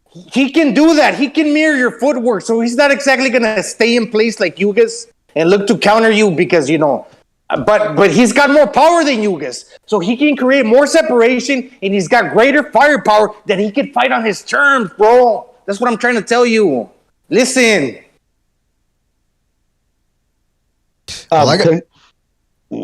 No, I was going to say real quick, BDA. A couple of callers ago was right on the money about Lawrence Cole. That should have been called a knockdown. Those ropes held Spence up. He would, without a doubt, when those ropes held him up, he was going down. If those ropes weren't there, he would have been on his ass. But the fact he didn't do it, whatever, it wouldn't have made a difference at the end of the fight. But I was just saying the caller was correct there. But when I didn't see him jump on him, I'll think about the difference if that was Crawford who had him buzzed. And Spence was buzzed. No doubt about it. He was buzzed. Crawford would have jumped on him and he's deadly accurate with both hands once he has somebody hurt. And that's the difference with Ugas. Ugas, like, let him get back into his. And another thing, the accuracy, the fact that Spence was more accurate in the last half of the fight than the first half of the fight, which is traditionally is a complete opposite, because the other way you get tired, you get less accurate, goes to tell you how bad his timing was off. And that was his window of opportunity for Ugas to win. Yeah. And he didn't take it. So the fight was done. Well, that's the problem. I mean, he had his chance. There was a little window of opportunity there. Where, because like I said, 2 years out of the ring is a long layoff. And let's be real, Spence is not the sort of guy that's keep going in the ring, keeping in shape. He's fucking in clubs making it rain, isn't he? And you know, putting on 25, 30 fucking pounds at a time. So he's going to be rusty. He's going to look fucking be out of shape, not at his best. So you got to jump on him. But once he had a little bit of time to find his, because in there you can find your time and find your rhythm. And once you find your time and your rhythm, then Ugas was in all sorts of trouble, because, like I said, Spence. Spence is the sort of guy. He's not just going to go away. I mean, if you think Spence is just going to walk onto a counter, then you're wrong. He does get hit. People in the chat saying, "Oh, well, he gets hit as well." But you lot are going on like Crawford's unbeatable. Look, the guy's a tremendous fighter, but I've seen weaknesses in Crawford. But there's weaknesses in Spence as well, obviously. But Spence can exploit them weaknesses, because what Spence does good is it going to be a problem for Crawford, especially in the pocket, roughing him up and then take it to a dogfight. I just don't think Spence should sit at range and try and outbox Crawford, because Crawford is at the top of his game right now. He's going to be first to the punch, and he seems a little quicker. But let's be real, this Spence that fought Ugas is not going to be the Spence that fights Crawford. He's going to be in a lot better shape, and it just takes a couple of fights to, to his credit, the rumor is he hasn't been, I guess, partying as much. I guess he tips when he goes out to a big event like a fight. But the weekends, every weekend going out, I guess he really has given that back. He said he was going to, and I guess he really has, from what people are saying. So, yeah, to his credit, if he did that. Well, granted, his timing was a little off, but you have to also consider that the other world-class fighter in Ugas, he's going to try to take that space from you because he's a counterpuncher. He's going to try to, set a trap where you step in and I'm going to step out and have you, step into a false sense of security where you're failing in your timing, not because your timing is really off, because I'm that difficult and I'm not going to have you where you're going to get your timing down. No, I'm going to make you fail on your tips and I'm going to counter you. That's why, because it's not necessarily me, because in style makes fights that his timing is always going to be off and it's just rusty 100% because his timing off. No, because Ugas is also making it difficult, correct? Mm-hmm. Absolutely. Great point, Gonzalo. Excellent points. And I'm interested. I mean, I'm a little excited that so many people here are looking forward to that fight, and hopefully it happens. Hopefully it happens. I'm sorry about this. I get a zinc tablet in my mouth. Shout out. Let's go. Let's go to 111 here. 111, the wild card in the phone lines. 111, you're on the air. 111. What's on your mind? Hello, can you hear me? Yes, indeed. Go ahead, please. You're on the air. Okay. Yeah. I just wanted to say that I like both Errol Spence and Terrence Crawford, but I think when the two of them get a chance to fight, Terrence Crawford is going to win, because Terrence Crawford can be really, really strong on the attack. He can also be really, really strong in countering. Errol Spence is a strong fighter, but he's a tad slow, and Terrence Crawford's not going to do anything but just take advantage of that all night long, as far as I'm concerned. Interesting. So you think the speed factor is really going to be the main thing that separates both guys? Yeah, it's because Errol Spence is Errol Spence is a smart fighter, but he's just a tad bit one-dimensional and a tad bit slow. Whereas, Terrence Crawford, he's a multifaceted, multi-dimensional fighter who is really strong on the attack and really strong on the defense, as far as his ability to counterpunch is concerned. Interesting, man. So that's how I think. That's really how I think it's going to go. So let's say, for instance, if it was Terrence Crawford last night, then all those chances to attack and to capitalize on vulnerabilities that Errol Spence had, Terrence Crawford would have been on top of it all night. The final thing that I want to say is a lot of fighters are, a lot of people who are commenting. They're making great comments. I'm not going to criticize anybody's comments, but the 2-year layoff and the injury, the accident, and the eye injury and the car accident, none of that stuff is even though it might make an effect on Errol Spence's performance. The final fact of the matter is it's not going to matter to him. He's still going to get in the ring, whether he has those vulnerabilities or not. So he's still going to get in the ring and just and still put his best foot forward. But he's just still going to get in the ring. So. Well, I hope so, man. And we all hope so. We all hope they get in the ring and finally tango, because it's been too long, too much of a waiting session. Excellent points there, 111. Anything else you want to say before we move on? No, I'm done. And thanks. All right. Thank you, man. Excellent points. Call back next time. Take it easy out there. All right. Bye. All right, man. Listen, a lot of people want to see this fight, man. I'm a little disappointed, though, that it might not happen. So for some reason, I'm feeling kind of negative today. What about you guys? Why is that, BD? Why is that, BD? Why? Well, I mean, Jimmy broke it down. Steve Kim broke it down. I mean, I don't see this fight happening, man. Well, there's a lot of things against it. The fact that the one good thing, though, is Spence calling him out, though. That was a huge thing, because that was Spence putting it out there in ether. Like, they'll have to explain why it doesn't happen now. Because if Crawford wouldn't have called him out, BDA, I would be just as adamant that fight isn't happening. But the fact that he was so adamant himself about calling him out, that put it in a whole new light. You know what I mean? Maybe he realizes he has to have that fight now.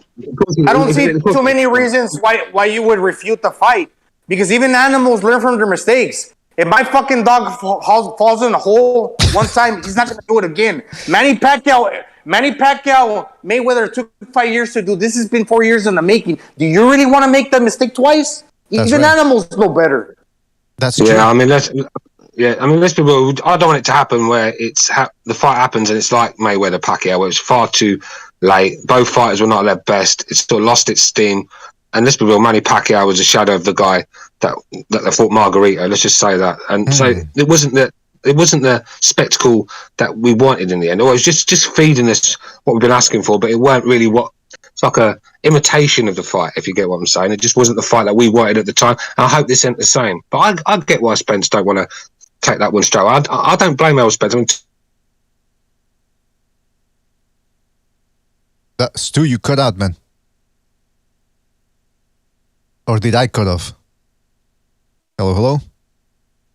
Yeah, Stu cut out. That was Stu. He just suddenly went silent. Stu, we can't hear you, man. Actually, he's not even trying to talk, so I think something might have happened on his end. I think he might be busy or something. But yeah, man, listen. I'm listening to the callers. I'm listening to you guys. 2 years out of the ring and then go in there with Terrence Crawford. You're asking for suicide. So I'll get that.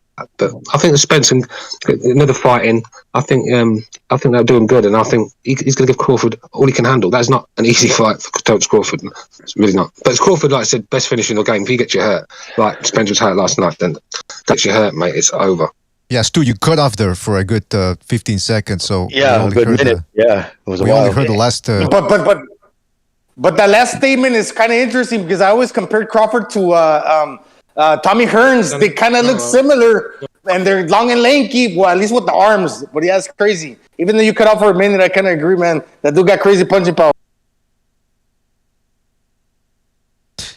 Yeah, I got a terrible signal, man. Are you on your... Did you say you were in your car, Stu, or... Because I might have something to do with it, man. Yeah, like I was saying, man, listen to people in the chat, the people that are calling in, you guys' opinions, your discussions that you're having here. It seems like it's about a 50-50 fight here between Crawford and Spence. Or actually maybe a little bit, 51% for Crawford. I'm seeing a lot of people favoring Crawford. All I got to say is this fight must happen. I don't want to see Spence in against Thurman. I don't want to see Spence against Tanioni. I want to see Spence Crawford. And I don't want to see Crawford challenging Josh Taylor. That guy who should have lost his last fight and who would be moving up to 147. Sorry, I don't want to see that. I want to. At this point, it's all over there. Me neither, bro.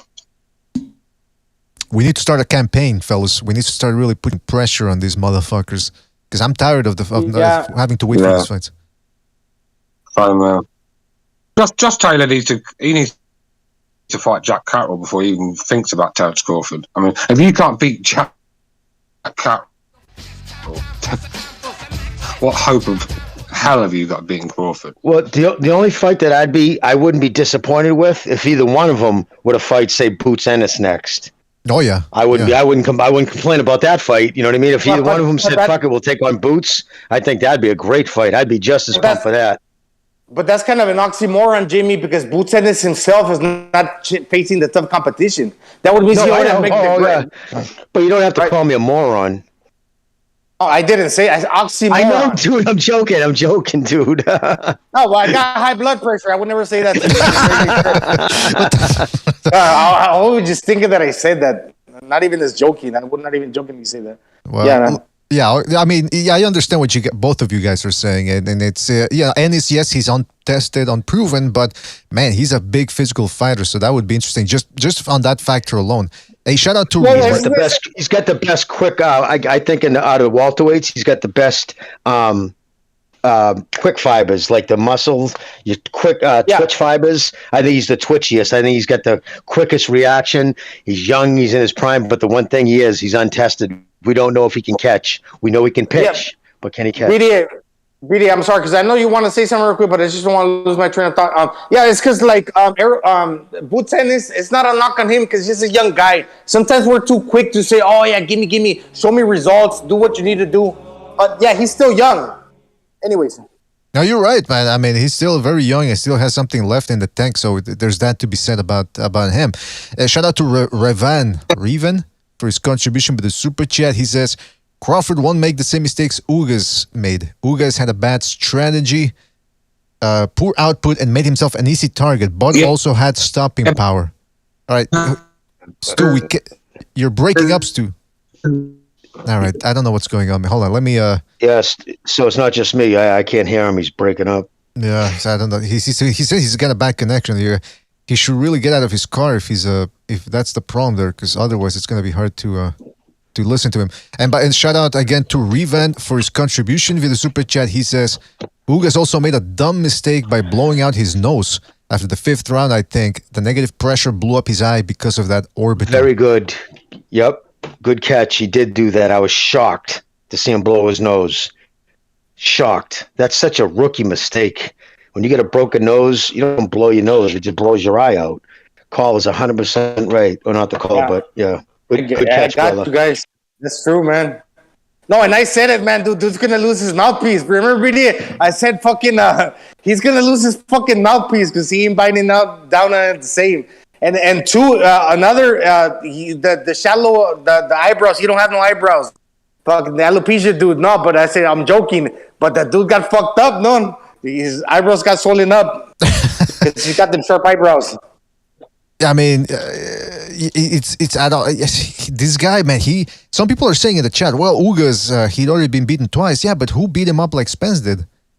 And in an I saw a comment on the BDA. Somebody said that he looks like the caretaker from The Shining. Ugas. Oh, come on. Yeah, it's true a little bit. Holland. I was on the BDA. Jesus.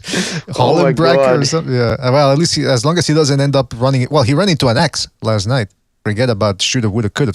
Well, right. We got more phone calls here coming in. 978, you're on the air. 978, what's on your mind? 978, you're on the air. He dropped out. All right, let's go to 804. That's our Boston boy. Oh, shit. Well, he dropped out. 804, you're on the air. 804, what's on your mind? Hey, that guy. What's up, fellas? What's going on, everybody? This is D. Jefferson. Been a long time. Whoa, D, what's up, kid? What's up, man? Hey, continue, bro. After everything that happened, like I said, the car accident, the eye injury. Hey, man, just shout out to Errol Spence for coming through there beating up Ugas like that. I hear a lot of people saying that Ugas, what he didn't do or whatever, but And then when you getting punched in the ribs like that, you're kind of reserved on those punches that you throw because you don't want to take that punishment again. So once Ugas started feeling the wear and tear of those body shots, he was more reserved. It's not that he just didn't do anything. He didn't want to because the repercussion was going to come back, you know? But he wasn't even doing. But he wasn't even doing that in the beginning rounds when Errol was missing big. He still wasn't throwing. It's like there was so many opportunities for him to jump in, but he was trying to be too perfect with his punches. I think that was his problem in the beginning. And once Spence got his timing down, it was over for him. Well, that's the DNA of a. When him fighting, like, go ahead. Yeah, he kind of. I heard someone mention that Pacquiao, like when he fought Porter. So those guys are smaller, shorter reach. So Ugas, he had the reach and the length on those guys. They could do a little more, but Spence is a longer, bigger guy, and that just creates all kind of different difficulties for Ugas. And again, I'm telling you, once he felt the first few of those body punches, changed his perspective on how he wants to throw, But yeah, he wasn't as active as we may usually see him. He was never really a super active fighter to begin with, but he wasn't as active as we used to see him. I just think that body work had a lot to do with that. That's all. But it was a good fight, man. I agree with, I can't remember who the caller was, but I don't think we get this fight, man. It's good to get excited and everything, but I just honestly still don't think we get this fight. That's what I keep telling people. I'm hoping as much as the next guy. I'm trying to be a positive person here, but it's they've been talking about it for 4 years, and they're not even Pacquiao Mayweather level with the money. So why haven't they made it yet when it's the best fight for each guy? Yeah, I get you on that one, man. Anything else you want to say before we move on? The finances. No. Just listening in to you guys, Jimmy. Good to hear from you, Gonzalo. Hey, Gonzalo, I tried to hit you up, man, to check over Mateo to see how he's doing and everything. I'll try to hit you up a little later. Really wanted to see how the little Saludos, hermano. Hey, que estés bien, canijo. Take care. I love you, man. A todos. All right, fellas. All right. Thank you for calling in, D. Catch you on the next one, man. Take it easy out there. All right. All right. That was D. Jefferson. Happy Easter to everybody out there. Hope you guys are holding up well. And yeah, man, listen, I mean, like he said, I want to see the fight, but I'm still like, well, I'm actually glad to hear that, Jimmy, you're being a little bit more hopeful now too, as well, that the fight could happen. So that's kind of lifting my spirits a little bit. So I won't get too invested into it, too emotionally invested in the chances of the fight happening. But I'm feeling I get a little bit more pep in my step now. That's for sure. BDA, to Jimmy and what you just mentioned in relation to what Jimmy just said earlier. There's no reason why it shouldn't happen, BDA. You want to make money. You got that girl and you got many kids and you want to live a happy life in that ranch in Houston. Make the fight. Make millions. That's right. Why not? Since when do people don't want to make millions?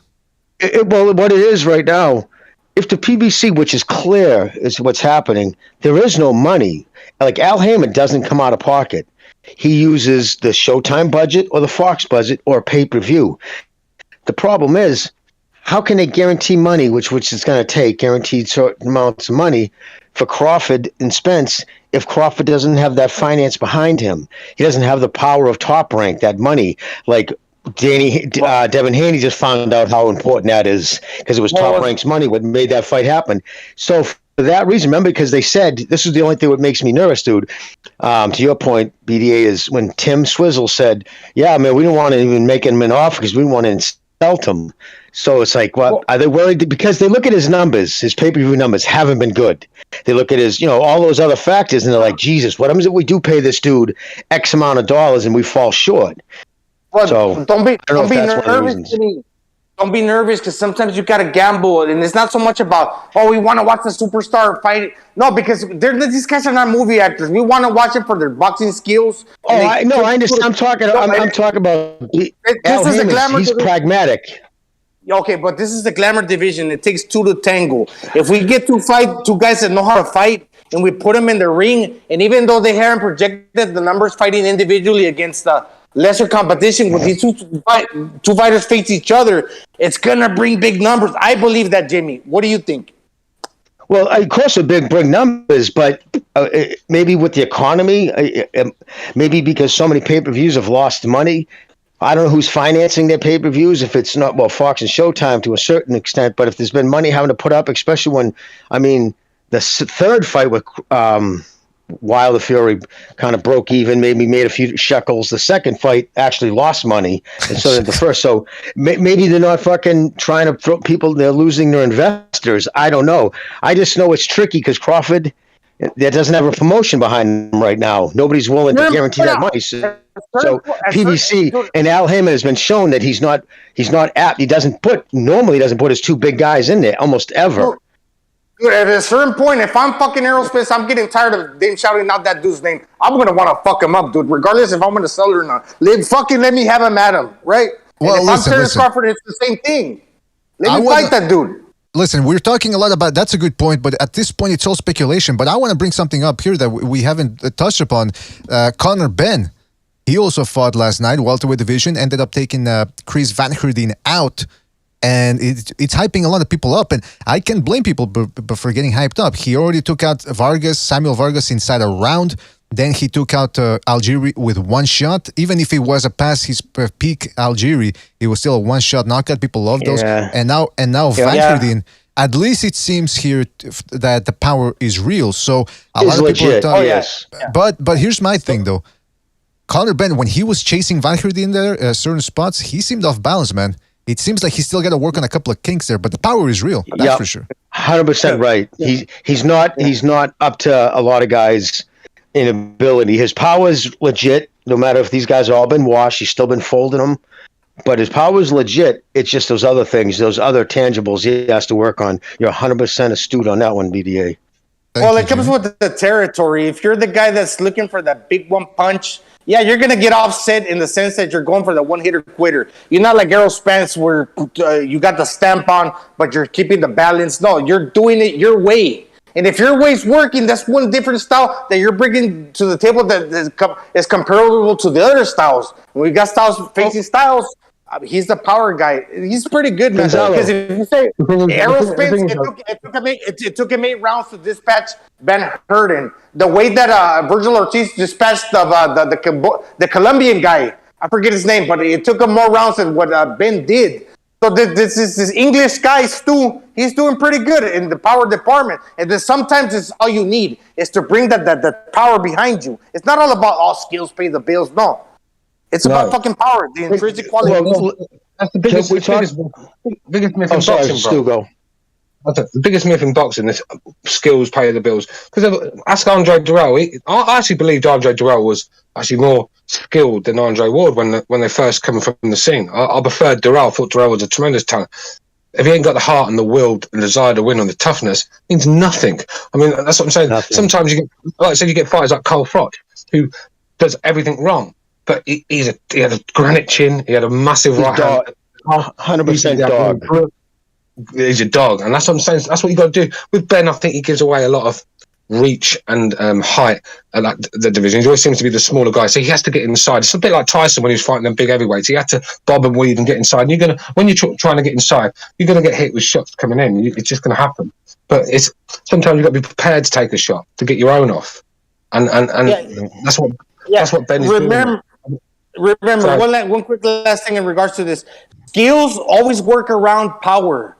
If you're skillful, you're always going to circumnavigate what the guy that's got the power is trying to do. Power is it has more of an effect. The skillful guy is always on the back foot trying to do something with what the guy that brings the power is trying to do. So power means a lot, man. The intrinsic qualities that a human being brings to the table means more sometimes than the skills do, or they're equal.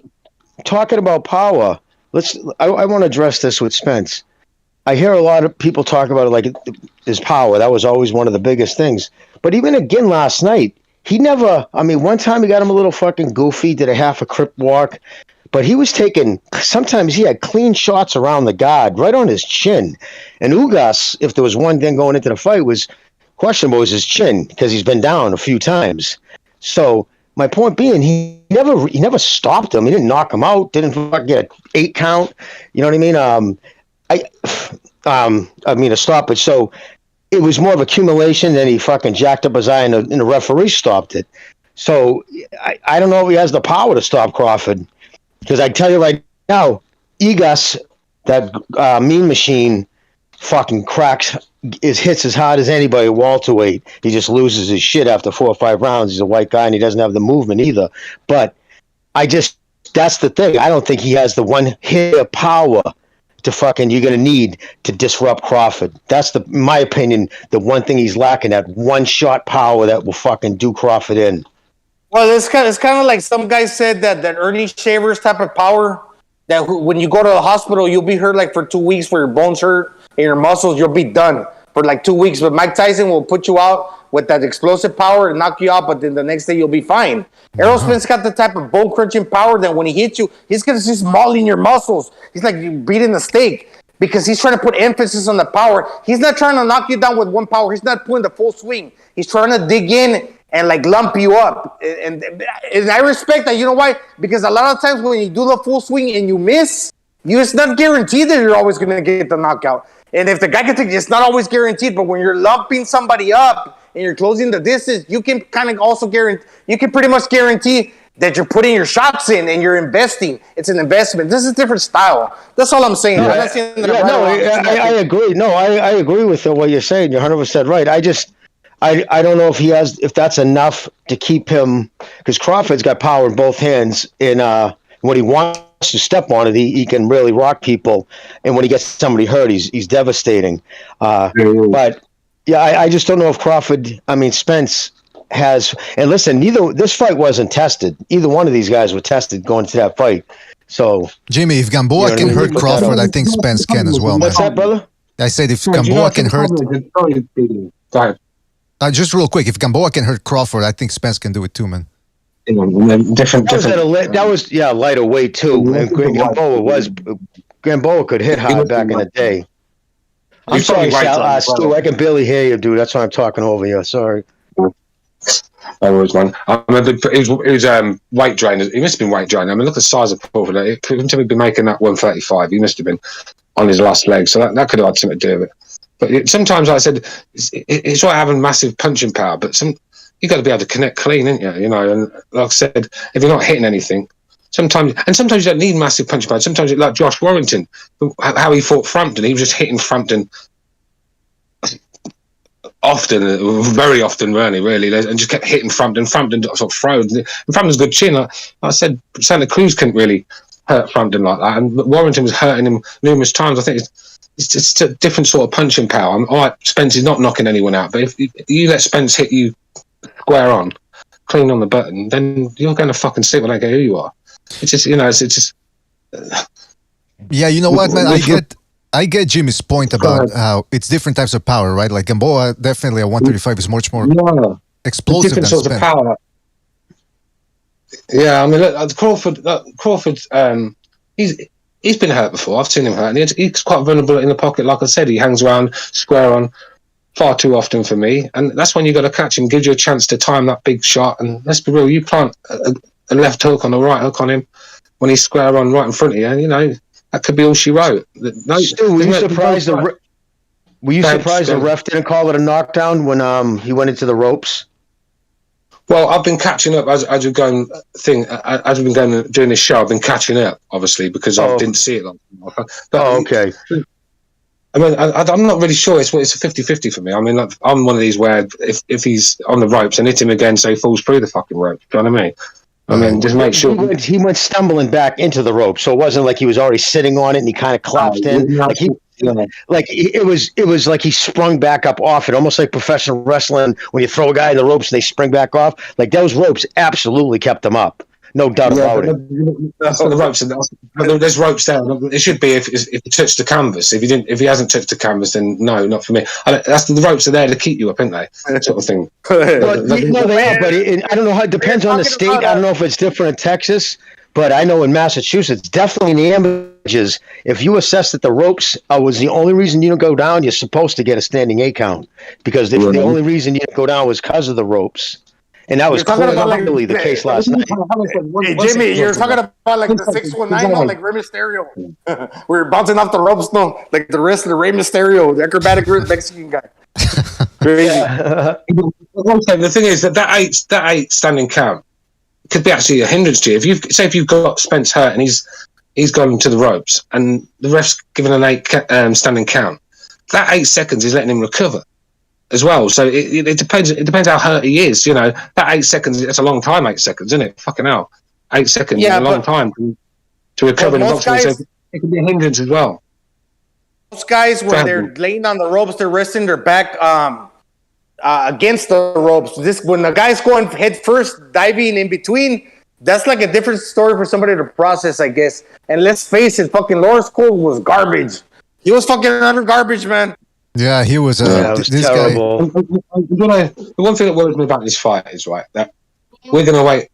We're going to wait for it, and then one of these young lions, like Conor Benn, who was talked about earlier, or Virgil Ortiz, one of them steps up to one of these guys and destroys them, and then the fight's just done. Like Joshua and Wilder, waited too long, before you know it, they both got destroyed. And then the fight just doesn't have that meaning in it like it did have. Do you know what I mean? And that's the problem with boxing. Get it done while it's on fire, if you get what I'm saying. Why wait for it to simmer and for the flame to go out and then no one gives a fuck? Like I know Pacquiao and Mayweather was big, but that could have been twice as big if those were both in their prime. Well, this is the biggest thing with me, man. The difference between Ugas and Crawford is that, yes, okay, Ugas has some success and he was catching Errol Spence, but if Crawford catch you, that like those links on the chain where the kinetic energy is traveling down the fist with that wiry frame and he's touching you, the difference is that if you can withstand Ugas' power, because he's a strong guy. No, Terrence Crawford punches just that much harder, maybe by a little bit, but there's a threshold what a human being can take. And that's just a little bit more that passes and push the line that what a human being can take will be enough, because we saw a little bit of reaction. Don't get me wrong. Dude, fucking Errol Spence got a little shell-shocked. I'm not saying he was hurt, but don't believe everything. Oh, yeah, I was looking for my fucking mouthpiece. No, man, he got a little shook. If he brings the dog out of Crawford, because he got that in spurts, he'll throw a bevy of punches. If he catches Spence, dude, those punches are meaning more. They're more thudding. They got more of a little bit of a whiplash, right? They're more impactful. That's why he went reaching for his mouthpiece, like, oh, hold on, let me get it, because he got a little goofy. Because he wouldn't have done that if he wasn't, So that's why he did that. But hey, credit to him, because he took that shot, come back off those ropes. He showed last night, the dog that Ugas clearly doesn't have. It's like saying, Jimmy, time out. I lost my mouthpiece because I know he's going to hit me again. Right? Yeah, he pulled a Charlie Zelenoff. That was bizarre. That's right, bro. By the way, let's go to the phone lines here. Wildcard line. 111, you're on the air. 111, what's on your mind? Small fish, strap on season. You know what's going on, Big A, Papa Man. You know, but listen, with Errol Delay Spence Jr. got rocked. I mean, it should have been a knockdown, you know. But Ugas, thing with Ugas and Crawford, right? Ugas was stationary. He wasn't really, Ugas wasn't really, throwing back. He wasn't, he wasn't active enough to even win the fight. Even when he wobbled Spence, and after Lawrence Coke, the referee, Daddy's boy, I like to call him, after he stopped the fight, had Spence's trainer go fix the mouthpiece for it felt like a century. But anyway. Hey, MMA champ, you gotta turn your TV down, man. That. Before you continue, turn your TV down, please, or radio, whatever, because I can hear that in the background. All right. He's checking his stocks on MSNBC. CNBC, rather, that's what. Yes, sir. Stock market, man. But anyway, listen, with Gamboa, they need to ban Gamboa from boxing. They need to take away his green card, ship him back to Cuba. He's done. I mean, So listen, Isaac Cruz, I'd like to see that Ryan Garcia fight. That'd be good. What else? Listen, I think Spence versus Crawford is a great fight. I'd like to see that at the end of the summer. But listen, Ugas looked like if Little Bill got beat up.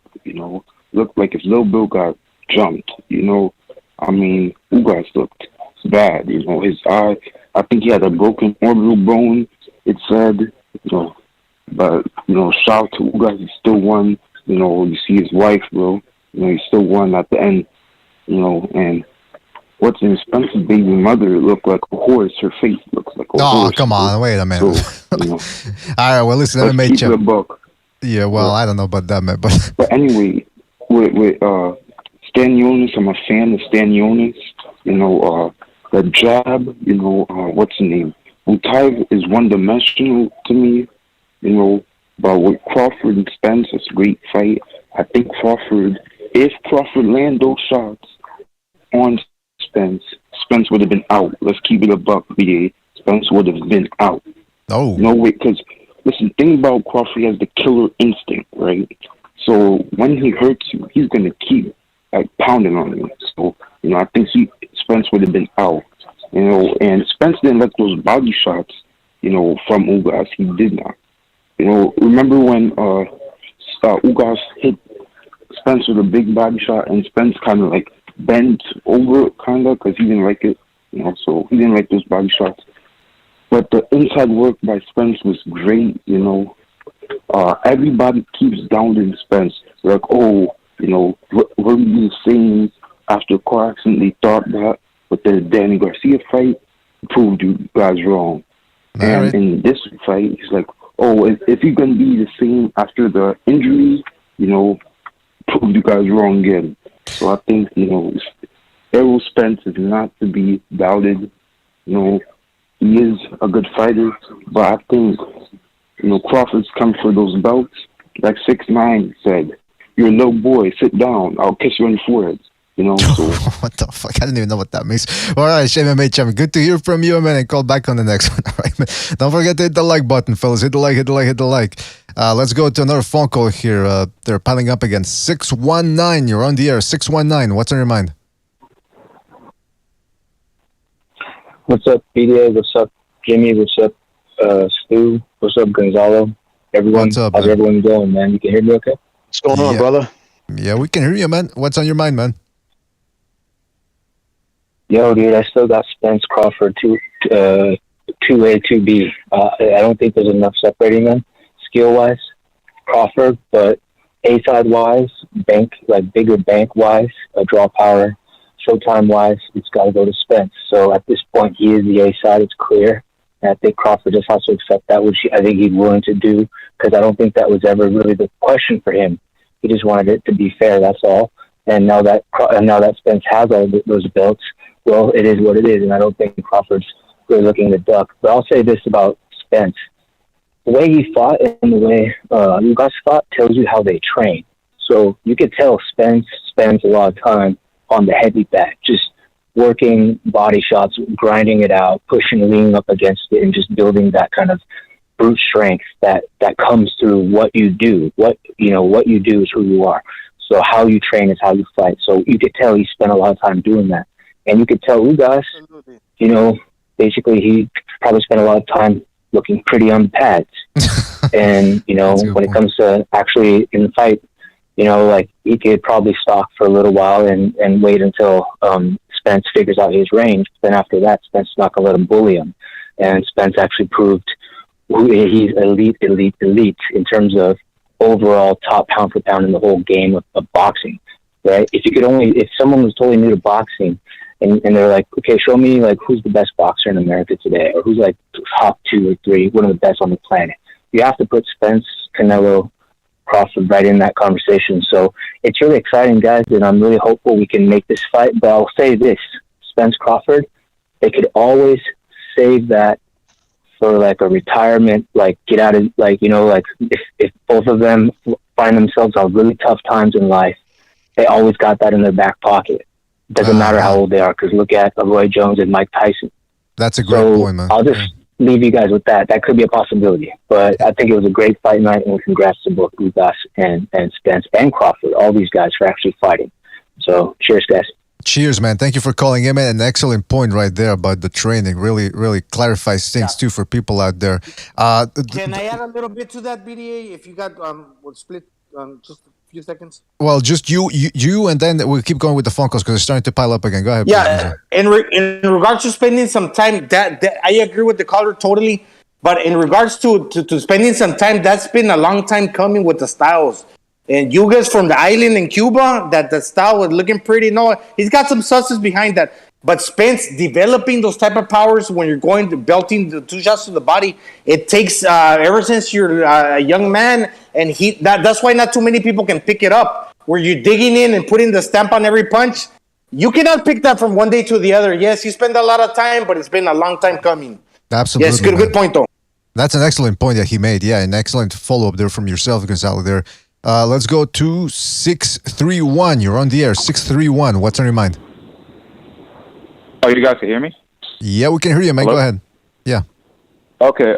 Yeah. So pertaining to the whole fight, I kind of just wanted to.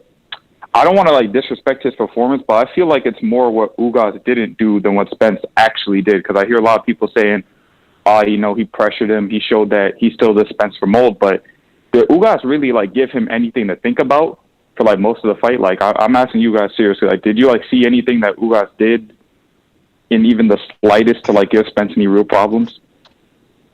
No, in fact, I think Ugas had a terrible game plan. I thought he fought the worst type of fight he could fight against him, but that's just my opinion.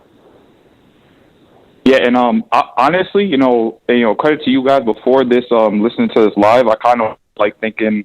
I honestly thought this was fixed, but starting to like listen through and thinking about his other fights, I think he just like he didn't have that physical advantage that he had over Pacquiao, because he was way bigger than Pacquiao and younger, and Pacquiao was old and stuff. And then when you were even with Sean Porter, he was a bigger guy and he was able to kind of like move Porter around the ring. But with Spence is just a larger dude, so it might have not even been like the power itself.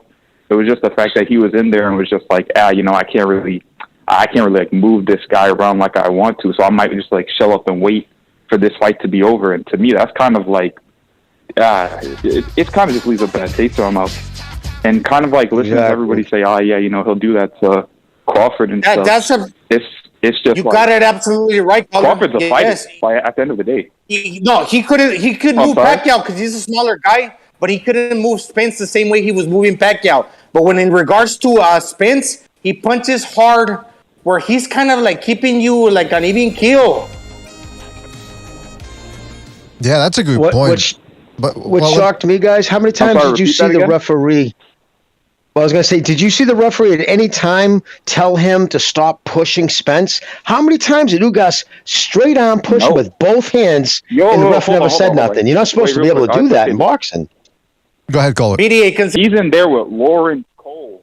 Lawrence Cole, the most dirtiest roughhousing referee like you've probably seen in the last couple of years, and you decide to not push Spence or be physical with him at all. That was the prime opportunity to start getting off some wild stuff, to be honest. And it was weird he just didn't even attempt it. And when you saw him hit him in the body too, his entire body moved backwards. I don't know why you just don't continue doing that. Yeah, that's a good point, man. But I mean, excellent points there, caller. Excellent points, and hopefully we get that Crawford Spence fight, man. I'm looking forward to that one. But listen, we got to move on to another call, so catch you in the next one, all right, man? All right. Thank you for killing him, man. Later. Good channel, by the way. Thank you, man. Take it easy.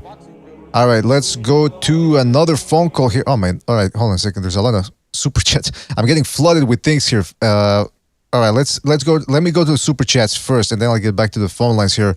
Shout out to Dennis Flaherty for his contribution with the super chat. He says, "You're right, Jimmy. Ropes held him up. It's a knockdown." Yeah, if the ropes hold you up, that's a knockdown. It should be called a knockdown, but I mean, over there in Texas, they do it differently with the commissioners there. I mean, it's a whole bunch of weird decisions. Yeah. Shout out to Gonzalo. Let me get to the super chats, please.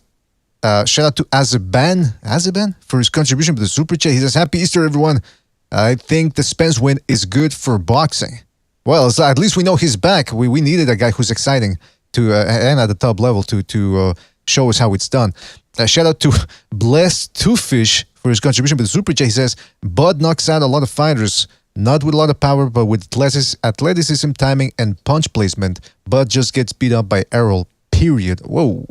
All right, so that's his contribution. And then he says, Blessed to Fish, Bud don't have a lot of power. He's just a good switch hitter with good timing.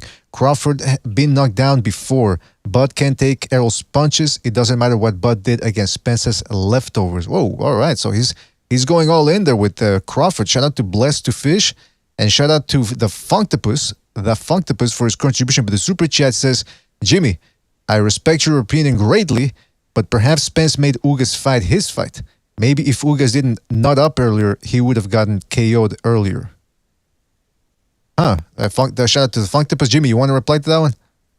Well, no, and listen, I agree at the end. I mean, in the first 4 rounds, I thought, and I think a lot of people agree, that Ugas landed the clearer, better punches, and he just never followed them up.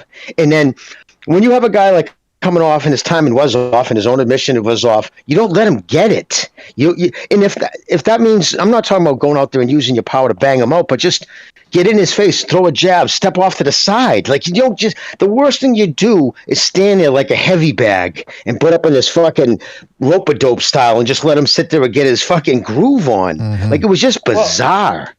Like, did he have a broken rib or something? Maybe Spence broke his rib and he couldn't move. I just couldn't understand why he shelled up and allowed a guy whose timing was clearly off to start get his timing down.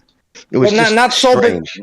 Not so bizarre, because Errol Spence does punch hard. He'll beat you down. Like, he'll make an impression upon you with every punch. He's not swinging for the fences, so he's not explosive. But the punch is heavy. But you know why? The reason that he's not knocking you out, okay, is for that, because he's not swinging for the fences, but at the same time he's always landing. He's pretty accurate, right? He's accurate. True power punches don't swing for the fences either, though, bro. True power punches just hit you with a smooth, smooth punch, and they put you out. He's a volume puncher, but Ugas, yes, exactly. Ugas is a counter puncher. He was never going to present that type of resistance in and round out. So he's always going to find a solution that with every type of punch that the volume puncher was going to bring, that I'm always going to have a reaction to that. No, he's only got so many reactions. He had that reaction. But Gonzalo, let me ask you, weren't you surprised when he had him hurt how little he went after it? Were you surprised how little he went after Spence? Well, because the counter punchers has only got so many bursts in his tank, especially a guy that don't have heavy hands like Spence. He's strong. He's got a little bit of leverage behind his shots, but he's like Timothy Bradley, but with more leverage and a little bit equal. Timothy Bradley was strong. He could never punch. Maybe Ugas is a little bit heavier handed, but it's the counter puncher role. If you can't really crack like a Teofimo Lopez, how many bursts do you have to where I can really keep you off? No, he was not going to keep him off all night. Right or wrong? Yeah, can I give credit to Spence too, because he was able to hit this guy in the arms, top of the head, the body, the hip bone. People don't understand, wearing those little ass gloves, that can actually hurt your hands. We've seen guys like Demetrius Andrade, Ryan Garcia, they try to turn into aggressive fighters, just trying to hit whatever they can. And you see by the fifth, sixth round, you see them slowing down. They don't have the same snap, or they end up hurting their hands because they don't know how to punch properly, or they don't know which portion of the knuckle to punch with, and they ended up hurting themselves. Absolutely. You can tell Errol Spence is. Yeah, you can tell that's why that caller who said that you can tell Errol Spence just works the bag day in, day out, just whacking on the motherfucker. So he's used to it. His hands are conditioned to pounding guys out there in the ring. Oh, yeah, and the leverage that the development process gives you.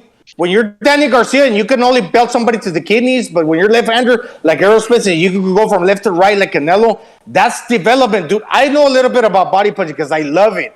But not everybody can punch like I can, because when I go to these fucking like hole in the wall gyms, they say, "Oh, I like the way you punch."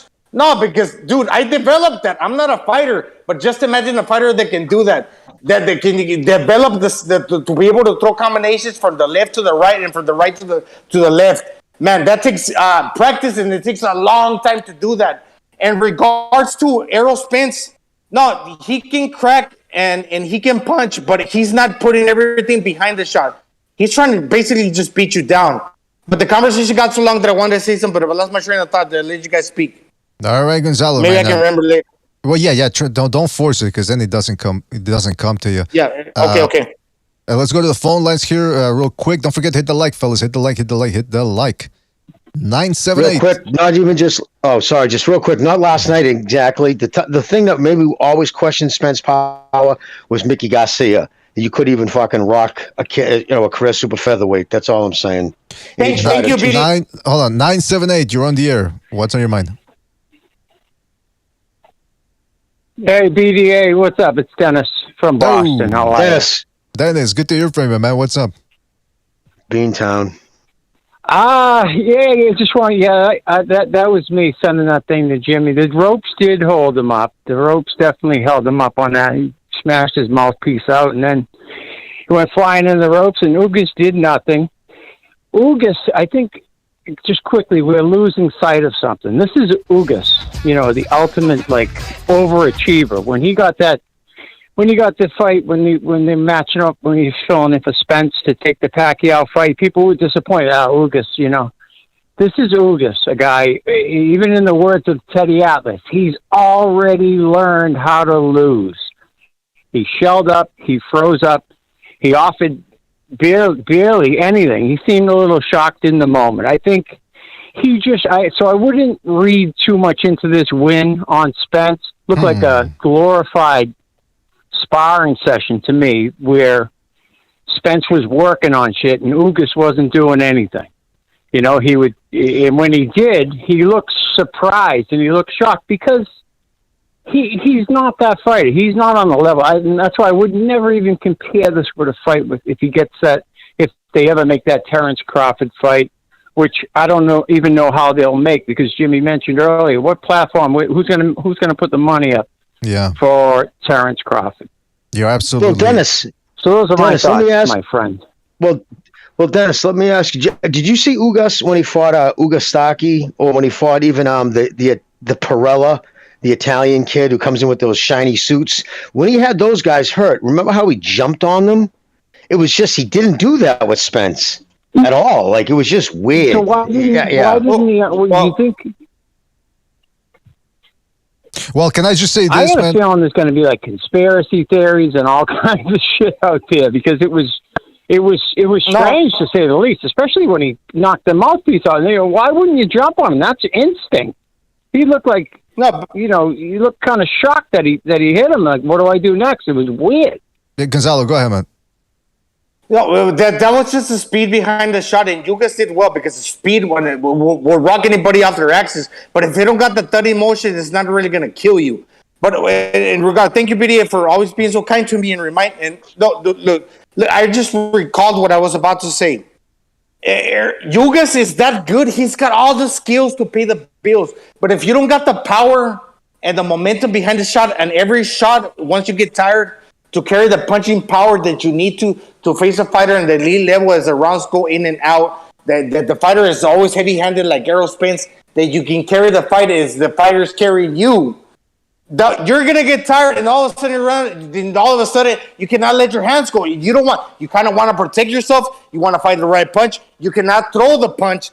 And that's why you're not letting your hand. That's why, is there something weird? No, it's nothing weird about that. It's just because he's skillful, but he's not just powerful because they would like to say, Errol Spence don't got the. He's got the power because the power that Errol Spence is throwing is not a one-hitter quitter, but it's so constant that the one-hitter quitter type of guy, he might find success sometimes and might not find success. The one-hitter quitter, when he misses, he's a lost cause. But Errol Spence, he's investing. And when the guy like Errol Spence is investing, he's so developed and resounding the type of a fighter with the develop like that. No, you cannot beat him. And if you do beat him, because he got a tough chin, yeah, you can. But he's gonna keep on coming.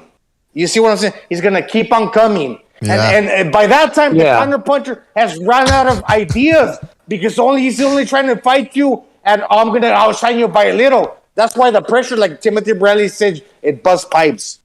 Dennis, anything else you want to say before we move on? Yeah, I think maybe you're making a good point there because Danny Garcia kept his hands on him too. So maybe his work rate makes these guys gun shy. But I don't know. I wouldn't put too much into Ugas. Even when they announced the fight, I was a little disappointed, and I just want him to fight Crawford, and then we've been waiting years for it. It's ridiculous. They should fight each other. It happens. Thanks, guys. Thank you, man. Thank you Have for a good calling in. show. Happy Easter, man. Take it easy out there. Later. Yeah, I'm crossing my fingers, hoping Take it that easy, happens. I'm crossing my BDA, fingers, what I hoping that was trying to say is you can do everything beautiful, but if you don't got the power, it can look beautiful, but it's not counting. Is that what you're saying? That's all. Okay. Yeah, because if you can do everything beautiful, like really nice, like Ugas, but then you're saying why is it not doing the effect that it should? Because he don't have the punching power. We're going back to the work, right? Well, you know what, man? I'm actually just glad that we got a fight where we've got both two sides coming out with different opinions. like Some a people say, mirage, hold BDA. on, Chris Gonzalo, please. I'm just glad that we got a fight where both people are there's a lot of groups with different opinions. We got people saying that Crawford's going to knock him out. We got people saying that Spence is going to knock him out. We got people saying that Crawford can hit hard and he sucks. We got people saying that Spence is too slow and he sucks. We got people saying that Ugas took a dive. So, man, this is what boxing's all about. When you get all these opinions, and if that fight happens, the Crawford-Spence fight, and I'm hoping it does, the build-up alone here in the YouTube boxing community, it's going to be lit. Let me tell you, man, it's going to be fantastic. BD, one time a world champion from one division beneath what I was weighing I think I was weighing one division in the street. He challenged me, and I pummeled him because he's lighter than me. It's the same thing. But power punchers, when they can punch, it will keep you. It's like a tug of rope. Once that the one line is crossed and the weight is like that, there's so much that you cannot take. No, they're gonna beat you. What I'm saying is like Ugas is a good fighter. He's got great skills, and he can certainly stave off a puncher like Butayev. Yeah, but if somebody punches harder than Butayev, maybe Ugas has a harder time, and that's what happened to Ugas in this instance. Aerospace punches harder than Butayev. All right, Gonzalo, let Jimmy go, man. Let Jimmy go. Well, I was going to say, I think Ugas was shown like a lot of Cubans. I think something in Cuba, remember, even when they're real young, when you're good at something, sometimes it's not even your choice. He has stories of baseball players like, I didn't even want to play baseball. I was just real good at it. In the States, like, no, that's what you're doing. So I don't know if that was the case with him, but listen, he's not a fighter. I saw that firsthand. He's just not he doesn't have any dog in him. You know what I mean? When he gets hurt, it was over. Once his body starts, he just... Like, look at the difference between Spence. Spence is the guy, like, when Spence is going to be his most dangerous is right after he's caught a big shot because he's going to want to give you, like, to quote Gonzalo, his get back. He's that type of dude who's going to want to get his get back. Ugas is like, oh, shit, am I going to get hit again? He's just not a fighter. Some guys just aren't. I mean, he just showed last night he's an athletic kid who's probably boxing was saying started out in Cuba, but...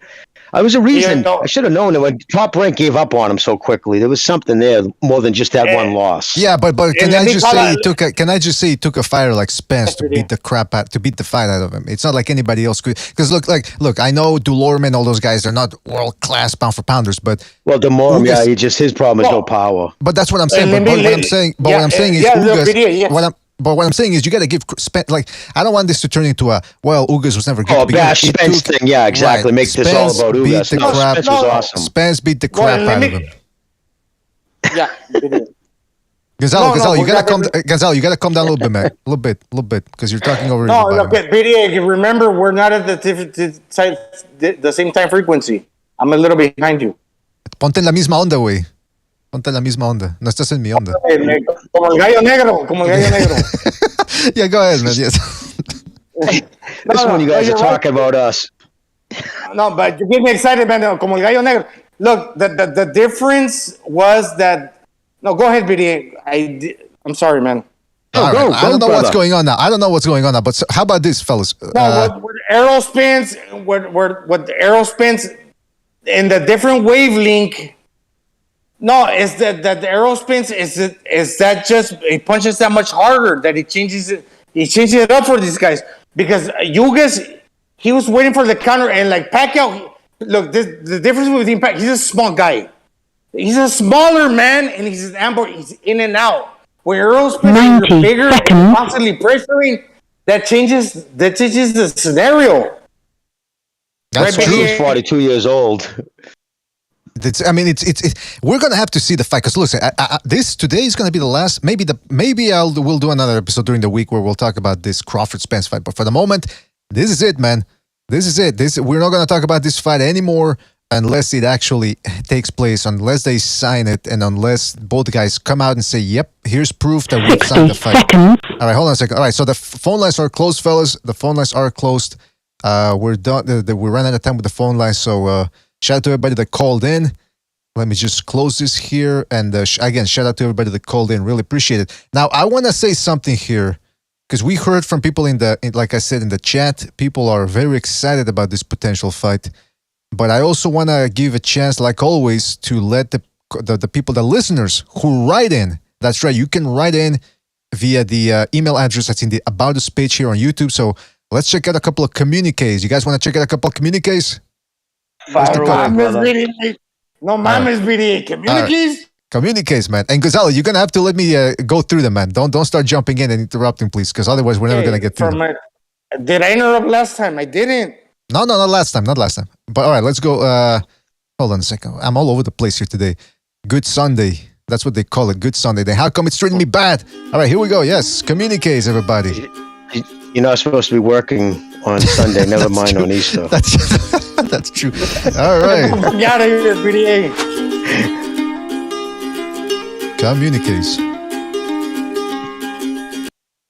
All right, people. This is becoming one of my favorite parts of the show. Get the fuck out of here, BDA. You're creeping me out with this communique. Hey, Priority mail. Hey, listen, it's people calling in from all over the world, man. What do you want from me? All right. I like the communiques. So do I, man. So do I. Do we lose? Do we lose our boy? Hold on a second. Fuck. Did we? Yeah, I thought I just heard him hang up. Hold on a second. He'll be back. I'm calling him back. But yeah, just hopefully, like I said, just we want to go through them. We want everybody to call in. We want to get everyone's point of view. So let's try to get through this. Hopefully, people are taking this seriously, by the way, because some of these emails the last couple of times they've been a little weird. All right, so I'm sharing the screen with you guys so you can read the comments as well. So let's go to Amir from London, all the way from London, England. He says, "Excellent show, guys. I see Conor Benn being stopped by Ortiz and Ennis. I see something lacking in him. What do you guys think?" Yeah, what do you guys think? Well, that motherfucker looks like the Reaper from England, the guy that killed all those people. What's his name? Get the fuck out of here. I didn't know Jack the Ripper was Middle Eastern. Jack the Ripper with the Mexican tan. See, the picture's real small. He seems like he has piercing blue eyes. Yeah, I don't see that. I don't see. They're hazel like my dad's. Mi papá era guapo, güey. All right, you guys want Jimmy, you want to give us your thoughts on Conor Benn versus those guys, Ennis and Ortiz? Oh, I right now, if he was to take them on next, yeah, sure. No, that'd be a wrap. I think both of them. I think Boots is just too good right now. Although would he be that good if Ben got to touch him? You know what I mean? Lay one on him, that could change the trajectory of the fight. But Virgil Ortiz right now, yeah, no, forget about it. He would Virgil Ortiz would take his head off. That's a very good point. I agree with Jimmy. The power alone, I don't think would save him, especially when those guys hit hard as well. So what else? It would come down to difference in technique as well. So yeah, very hard. Yep. So, but I mean, personally, I think Ortiz is the hottest puncher in the division. And listen, there's still a long ways to go for that fight. We don't even know if it's going to take place. So we'll see, man. We'll see. But shout out to Amir from London, all the way from London, England. Shout out to Amir. This comes to us from Stanley from Long Island. He says, "Jimmy, here's the rundown. Anadrol, 75 milligrams a day. Tren, 800 milligrams a week. Test Annihilates, 800 milligrams a week. How are my gains looking?" Good from here. It's obvious that's a picture of him there leaned out. Yeah, no, he's proportionate. Yeah, no, good. Annihilates though, he should be taking with the Anadrol is strong. That's I hope he isn't choking his woman out. That's a home wrecker right there, boy. Taking an Annihilates, because an Annihilates is European. Like we have Cypionate in the United States. So that was our drug. That was our test. Test Cypionate and test Annihilates is pretty much the same chemical breakdown. It's just the European version. I mean, it's mixed with Anadrol is very dangerous. They call it the home wrecker. Literally, that was what they call that particular cycle, because it sends you through the roof. Speaking of these guys home, I'm looking at around. He's got scribbling all over the wall of pictures. There's a guy in the background there in the mirror. You can see him, but you can't see his face. It looks like they're making a snuff film or something. That's what I'm focusing on. I'm a little creeped out by these guys. By his room. I got to blow the picture up. I'm looking at it through my phone. It's very small. I can't really make out the back, but if that's really him. No, he's good luck to him. Yeah, good luck to him. That's what's he say? Stanley from Long Island. All right, this comes to us from Kalumba from Ghana. All the way from Accra, Ghana. Whoa, we really do have international listeners. I'm a big fan of the show, she says. I'm such a big fan that I just got into a fight with my sister-in-law in order to get to the laptop. The pain I go through support you. You guys better give me a shout-out. Well, shout-out to Kalumba from Ghana, from Accra, Ghana. Well, I'm telling you, we got fans all over the world, man. Really. Shout-out to Ghana. Shout out to Ghana. Great boxes over there. Shout out to that left hand on your sister, too. Yeah, I mean, it's really putting it on her, man. Jeez, Luis. Don't fight over ours, man. Come on. We're not, there's more fish in the pond, like they like to say. This comes to us from Luke from Baltimore. And he says, hey, guys, I was excited for today's show, so I bought pizza and crystal meth. Problem is, I smoke too much shit. I'm trying to keep it together, but I'm kind of freaking out. Tell me something that's going to calm me down. Jimmy, why do we tell somebody that's freaking out on crystal meth? Is there anything you can... Stop looking out the window. That's not the cops. You know what? Now that you told him not to do it, he's probably going to do it. That's what crystal meth does to you. He's geeking, looking out the window, every car door. Is that the cops? Is that the cops? Like, shh. Is that the... I heard something. Like, yeah, that's what... That's what they always do. Tweakers. I knew a guy who said, I think I've told this story before. A guy told me he smoked PCP once with his wife. It was a couple's night in, apparently. And they got lost in their apartment. In their little apartment, they got lost because they were so high on PCP. So shout out to... Yeah, that's no joke. That shit does you. That's ugly, that drug. Motherfuckers jump off roofs naked. That's why so many people get naked on PPC, because... you always hear about run through the street naked because it raises your body temperature through the roof, so they feel they're on fire, they're boiling. That's why you always see me in the street naked attacking cars. Yeah, I remember we saw the documentary there on Flakka, the Flakka drug. Oof, it drives people insane. So, by the way, I see Luke. He's got a bunch of crucifixes in the background. That's always good, man. Being religious and smoking crystal meth, that goes hand in hand, apparently. Shout out to Luke for running to us here, and. Now we go to Randall from Massachusetts. He says, guys, very excited for Sunday's show. Lately, it's helped me pass the time as I restrained my grandmother while the rest of my family searches for her grandpa's stolen World War II gold that she hid in the walls. Keep it up, guys.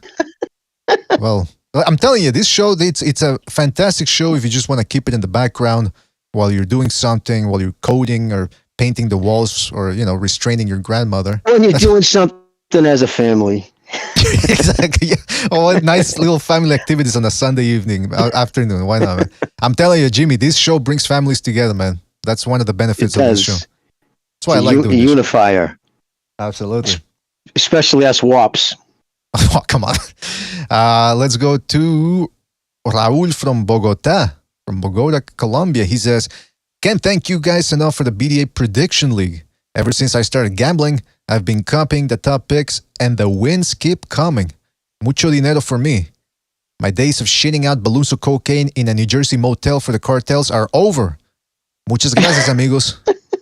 Well, I'm glad we could be of service, man. And shout out to MMA champion Felipe for running the BDA Prediction League. That always, man, that's a great prediction league. And I'll try to put the results in the community section.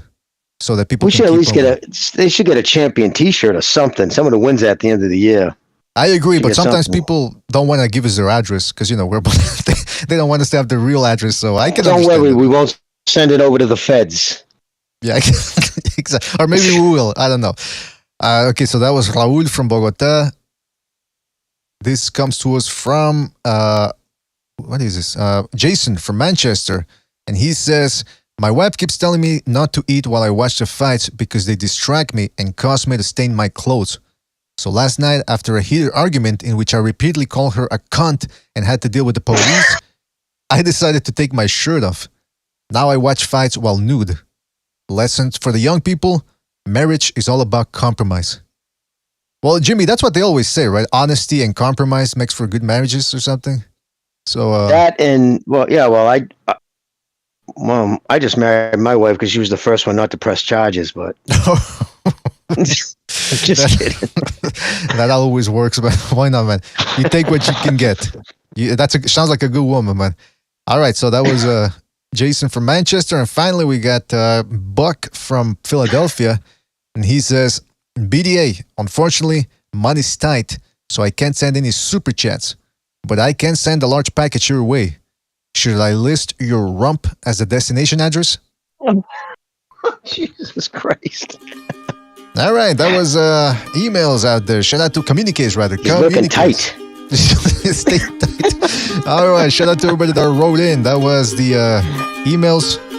You can write to us through the About Us page. There's the email addresses there. And we will take your emails. That's right, Communicates from all over the world. All right. Hey, shout out to the Funktopus as well for his contribution with the super chat. He says, once upon a time, Spence. Once upon a time versus Spence up next. I mean, I gotta tell you, people keep playing around with Keith Thurman's nickname. I hope that doesn't happen. I hope that fight doesn't happen, man. So shout out to the Funktopus. That would be terrible. I know, man. I know. So you know what's kind of funny though? I got to do a shout out to the guys who just love. It's like they, nothing said when I, for no reason, picked Fury to stop Wilder in the second fight. You know what I mean? Or I picked a round for Kovalev in Canelo. I went to like fight after fight after fight, making all these picks. So I picked one that didn't go how I thought it might have went. Oh man, your boy! Like people call up, they're like, couldn't just wait to jump on me about that. That's classic. But Jimmy, you didn't even pick Ugas. I don't think you did. No, I said Spence. By the end of the day, Spence was going to win, win, lose, or draw. He was winning. They were raising his hand last night. I just thought Ugas was going to be able to do a lot better. I overrated his dog. He didn't have the dog in him. Especially once your eye starts getting affected where you can't see, where it's really affecting you, it's not going to get better. You know what I mean? It's only going to get worse. So, hey, fuck it. Let's fucking, so what? You hear people say, well, they don't want to put themselves in a position to take a shot. What do you mean? Or what's going to happen? They're going to get knocked out? Yeah, they're going to lose either way. So instead, just kind of cover up and let them take fucking square up and take shots on you. You know what I mean? It'd be better to get fucking go out in your shield, jumping in the pocket, but you need to have dog in you to do that. Spence does. Ugas doesn't. And that's not taken away from Spence. That's actually a compliment. I mean, he's the dude. When he's at his most fierce is when he's hurt. If you daze him, go give him a big shot. He's definitely the type of fighter who wants to hit you back hard, which makes for good fights. Absolutely, man. Absolutely. And listen, Crawford's not going to just stand there and shell up. I don't think. So hopefully that fight happens. Guys, I don't plan on talking about this anytime soon. So anything else you want to say before we end this show? Nothing about that. But I just wanted to say about fucking real quick about Isaac Cruz. Oh. Little powerhouse. But did you see anything last night? Did you think of Lomachenko in the bunker over there? Lomachenko, well, I guess he was supposed to be leaving. But do you think, if you were Lomachenko, did you see that fight as him sitting there going, oh yeah, this kid scares me? This dude did he even throw a jab? No, see, that's how you can perform when you're in there against a 40-year-old dude who goes down more than a fucking Kardashian on a douchebag. Mm-hmm. You know what I'm saying? Like this guy, how many times he's been down now 20 times in his career. So you put him in there against a sharp-worn shell of Gamboa. So he was handpicked to get knocked out, and that's how you do it, just running there, throwing bomb after bomb and fucking bull rushing them. Like, you didn't even show any boxing skills at all. My point being, someone with even the slightest feet ability and not 100 years old would spin him like a top. Lomachenko would fucking school that dude. I mean, he had an open target in front of him, guy with his hands down, and he just went balls to the walls, crazy, swinging for the fences. But yeah, man, I mean, Lomachenko, apparently he's still in the Ukraine, right? And so until that... I suppose, last I heard, he was supposed to be leaving. Okay, well... You know what I mean? There was rumored he was going to leave. I hope he does. I mean, he ain't doing the fucking country any good being there. That's right. And rumor, well, I don't even want to get into that because apparently YouTube now, they'll demonetize you if you go against the mainstream narrative. The narrative. So, yeah, so that's insanity, man. Disgusting. Gonzalo, anything else you want to say about Crawford Spence before we never talk about it again until they actually fight? Or Gonzalo, are you there? See, I think he's been dropping out. Fuck you, BDA. No, I think he's having connections issues since the fucking 20 minutes ago. Gonzalo, you there? Anyway, we'll see if we can talk to him after the show. In any event, fellas, really appreciate you guys calling in. Everybody had called in. Everybody donated the super chat. Everybody who called in. Everybody in the chat room. All our listeners, guys. Always appreciate you listening and supporting us. Don't forget to hit that like button on the way out. And man, I'm very surprised at how this Crawford-Spence fight is back on track, man. Just one good performance from Spence and it reignited the fire. Now we just gotta get both guys' team to man up and sign that fucking contract and make it happen, man. So and hit the like button. And I just want to say too, because I never say it, obviously, I also appreciate it. We just never, as a panel, get to say when you guys donate money to BDA. I think that all you guys would step up and do that all the time. Just really appreciate it, man. I'm glad you do that for the show. Absolutely, so, man. Thank you. Yeah, really appreciate it, guys. Can't thank you enough, man. And with that being said, shout out to everybody in the chat room. I'm talking about Stuart T. Dolls, Travis the Chimp, SX Metal Slugger, Peter Von Arks, The Fight Doctor, Rapax Trucking Company. Shout out to Rapax, Peter G, Quags. The Quags, Dennis Flaherty, Max Palacios, Triple JJJ was here earlier as well, Soothsayer, Steven Schneider. Shout out to Steven, Smitty, Uncle Burnt Apostrophe, Knockout Ned, Blessed to Fish, Brian Moore. Guys, you know who you are. If I didn't mention yes, because I gotta go, we gotta go. But thanks a lot. You guys know who you are. Catch you in the next one. Take it easy. Enjoy your Sunday. Happy Easter, everybody. He is risen.